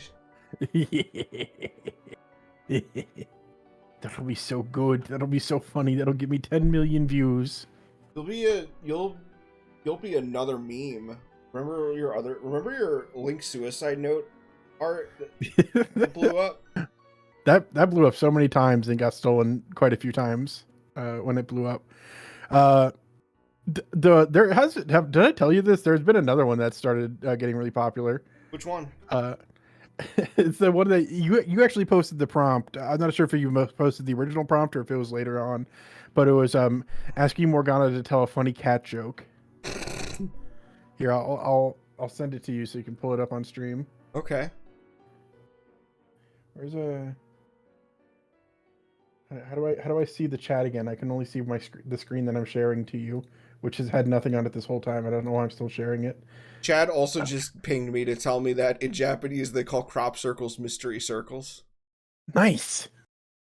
I'm getting a lot of important DMs right now. Really, yeah. It's a lot of information coming in, but it's all important information that you need to know. Okay. Hey, that is me asking Morgana to tell me a funny cat joke. I didn't expect this one to be it's not as inherently like, oh man, that's actually really funny as with the Zelda one. Yeah. Yeah. I don't know if you're pulling it up on screen yet. I've got a delay in seeing what you're showing. It's on screen. But that has gotten 421 reposts and 5.3k likes. Which is pretty big for me. Yeah. I guess I'm guessing maybe it got around in the Persona fandom. That might be what happened there.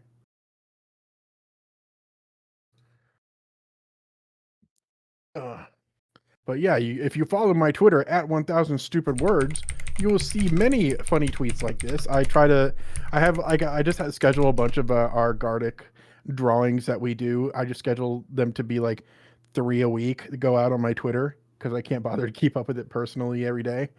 So yeah, if you just want to see a bunch of consistent, funny little doodles that I make, then follow me there at 1000 stupid words. The number 1000. It's like a picture is worth 1,000 words, and a stupid picture is worth 1,000 stupid Whoever words. came up with that name is a fucking genius. You came up with that name. It's so good. That's why I used it. It was a good one. And you can also follow John and Mercury, Falcon, whatever. Nah. Ugh. Yeah, that doesn't matter. That's what's going on in my life right now. That's the big thing. That's important. So what would they call mysterious non-crop circles? Hey, listen, this is uncharted territory. Listen, I am learning. I know what you know. So Well, Nazca lines are mysterious, and they are. I don't believe they're crop circles, but some of them are circular. So what are they called?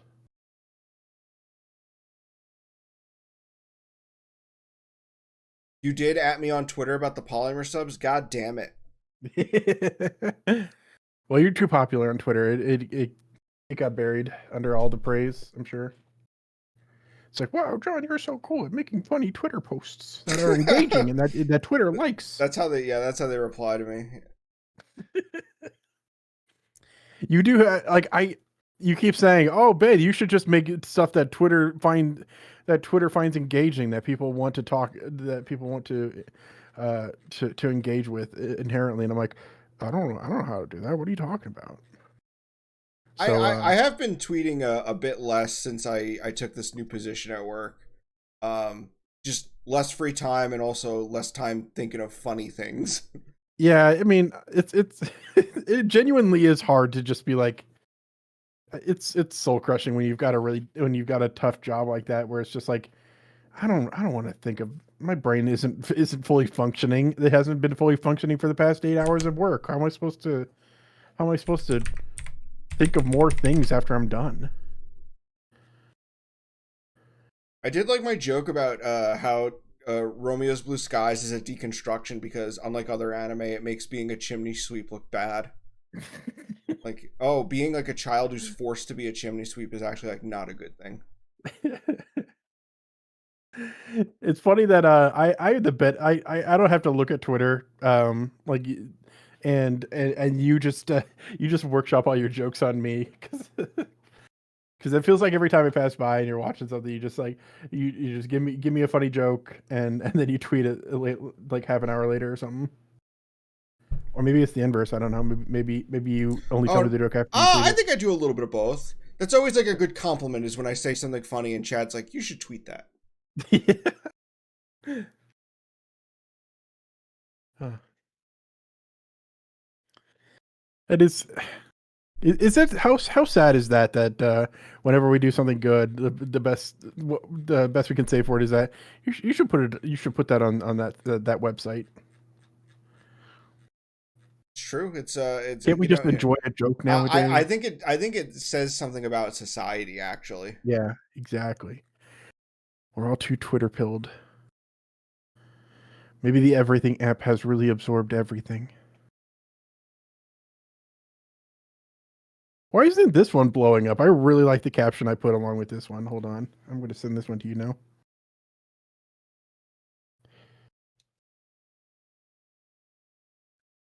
Maybe this is just my personal sense of humor that nobody else cares about, which I'll accept.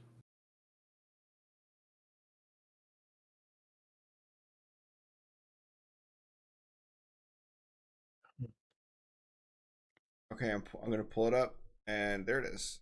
Hold on. Crazy Sailor Moon in therapy. And then my text caption alongside it. That's the important part. Or she's just the first step to getting less crazy is to be crazy. I thought that was good. It's medium. I also I like that you edited your Twitter app into the screenshot. It's because I want people to know where it came from whenever someone steals it again. I guess if people are stealing them, yeah. Like I honestly don't care about the stealing so much. It's just like, but I will use it to siphon as much attention onto my own Twitter as I can, is the thing. It's like, it's fine, but I will need to I'll need to do whatever I can. You can pirate my jokes, but credit me. Basically.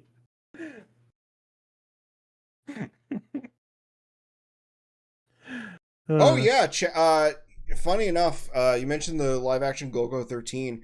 Chad and I actually just started watching the 2008 Go-Go 13 anime, because we watched the first movie a couple years ago, and we liked it, and then we decided to watch Queen Bee like a few months ago. And we had heard, like, oh, Queen Bee isn't as good as the first movie. And like, a lot of what we were seeing online was, oh, Queen Bee's a letdown. Queen Bee's not that good. We watched Queen Bee, and we actually liked it a lot. In fact, our biggest complaint was that we wished there was more of it. And so that got us into, now we're watching the TV show from 2008. And we're enjoying it a lot. It's really fun. I like just it's entirely episodic, but they're all, like, good, like, short, concise stories. So yeah, we probably will wind up checking out the live action 1973 version. Nice. Was Queen Bee the one where it was just like it had like some of the conclusion of the story in mid credit roll? Yes, because Chad and I were like, oh, I guess we just have to assume that Go-Go tied up those loose ends, and then we were listening to the ending credits because we liked the song, and then like during the credits it just cuts to him like tying up the loose ends, and we were like, oh, okay, yeah, finally. so maybe that was part of why it's getting less of a good reception. Maybe. I also feel like I mean, it is shorter. It is only like 55 minutes, whereas the other one is like a full feature-length movie. But like, there's parts of the story to Queen Bee that like you can kind of infer, but they don't really like lay out. Like Turquoise Blue is great. I fucking love that song. I can't believe I interviewed the guy who wrote the lyrics for that and I didn't even know, because the lyrics for that song are written by Casey Rankin's son, Eric Zay, who I interviewed for the video I made on Casey Rankin, and I didn't even know about that song. Man, just sit him back up and say, sorry, I didn't ask you about this one, but it's cool. I had found him through his Twitter, and it is not, I don't believe it's active anymore. It hasn't. This was like over 8 years ago. Yeah, what? And you didn't like you didn't just like exchange phone numbers after you talked or anything? Nothing like that? Nope. Man. Always get a backup line. It's just like, how can I contact you in case of an emergency? after you tell me how this anime production went down, how do I contact you? But yeah, so like in Queen Bee, one of the things I was thinking about was how the guy who gets sent, the guy with the eye patch, the crazy guy that they send in as like an assassin, when they hire him, the guy who hires him is like, I put up a lot of money to make sure you didn't spend the rest of your life in a military prison. And I think he says, like, I paid for the best lawyers to keep you out of that military prison. And I think they mentioned that the presidential candidate, who's like the main, like, the story is about his run for presidency. They mentioned that he was like a lawyer. And I wonder if the implication is supposed to be that he was the lawyer that got the guy. Yes, he looks exactly like Kiriko from Blackjack. I mentioned that to Chad. Yeah, the guy who looks like Dr. Kiriko. I wonder if the implication is supposed to be that the president, the guy who's running for president, was the lawyer who got him off. Because it's not really elaborated on, but I kind of picked up on those clues there, that maybe that was supposed to be something, and they just don't really dive into it. Um,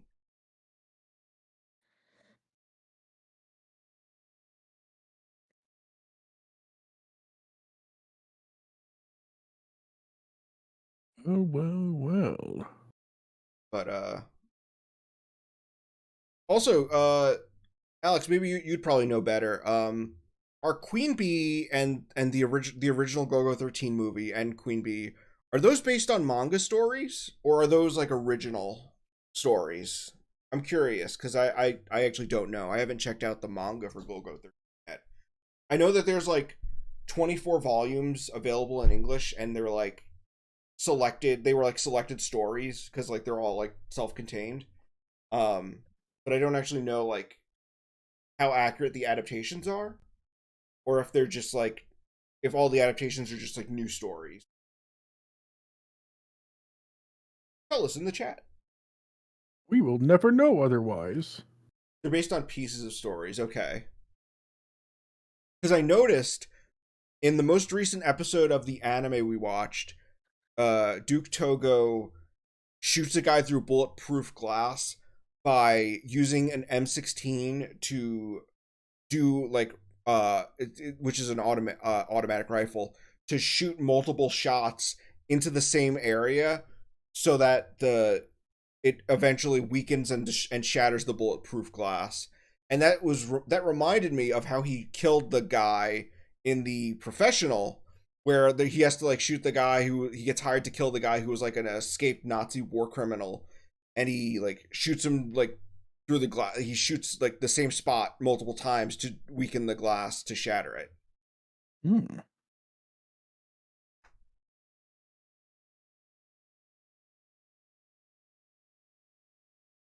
Oh, the professional's a mishmash of different stories. I kind of got that. I wonder if it's the yeah. So they probably got the bulletproof glass from that story of the uh uh yeah, where it's like the mob guy gets like the bulletproof glass. That's what I was thinking. Ben, your music ended. Did it? It's still going. I wonder. Oh, is it because I I stopped? I forgot that there was a reason I was sharing the screen with you, so the music went through. Okay. Well, I was actually wondering. Do you want to just do you want to wrap it up? Actually. Yeah, let's wrap it up, guys. I think we had a lot of fun. I'm gonna pull up our tier list again. So this is what our tier list was looking like. Um, we both heavily recommend Akane Banashi, Nippon Sangoku. Virgin Punk was great. Definitely check it out. Hat Atelier, Demons of the Shadow Realm, all good. I personally recommend Snowball Earth and Lulluto Lilly. Ben thinks they're doo doo. I am giving Mao and Liar Game more chances. I'm gonna watch some more episodes, see what I think, but I'm a little iffy on them. And then Nakamura and Fist of the North Star did not do it for me. Yep. But anything in S and A, I think it's a strong recommend from both of us. Yeah, check those out. Very all right, good. We're okay. We're gonna say goodbye in 10,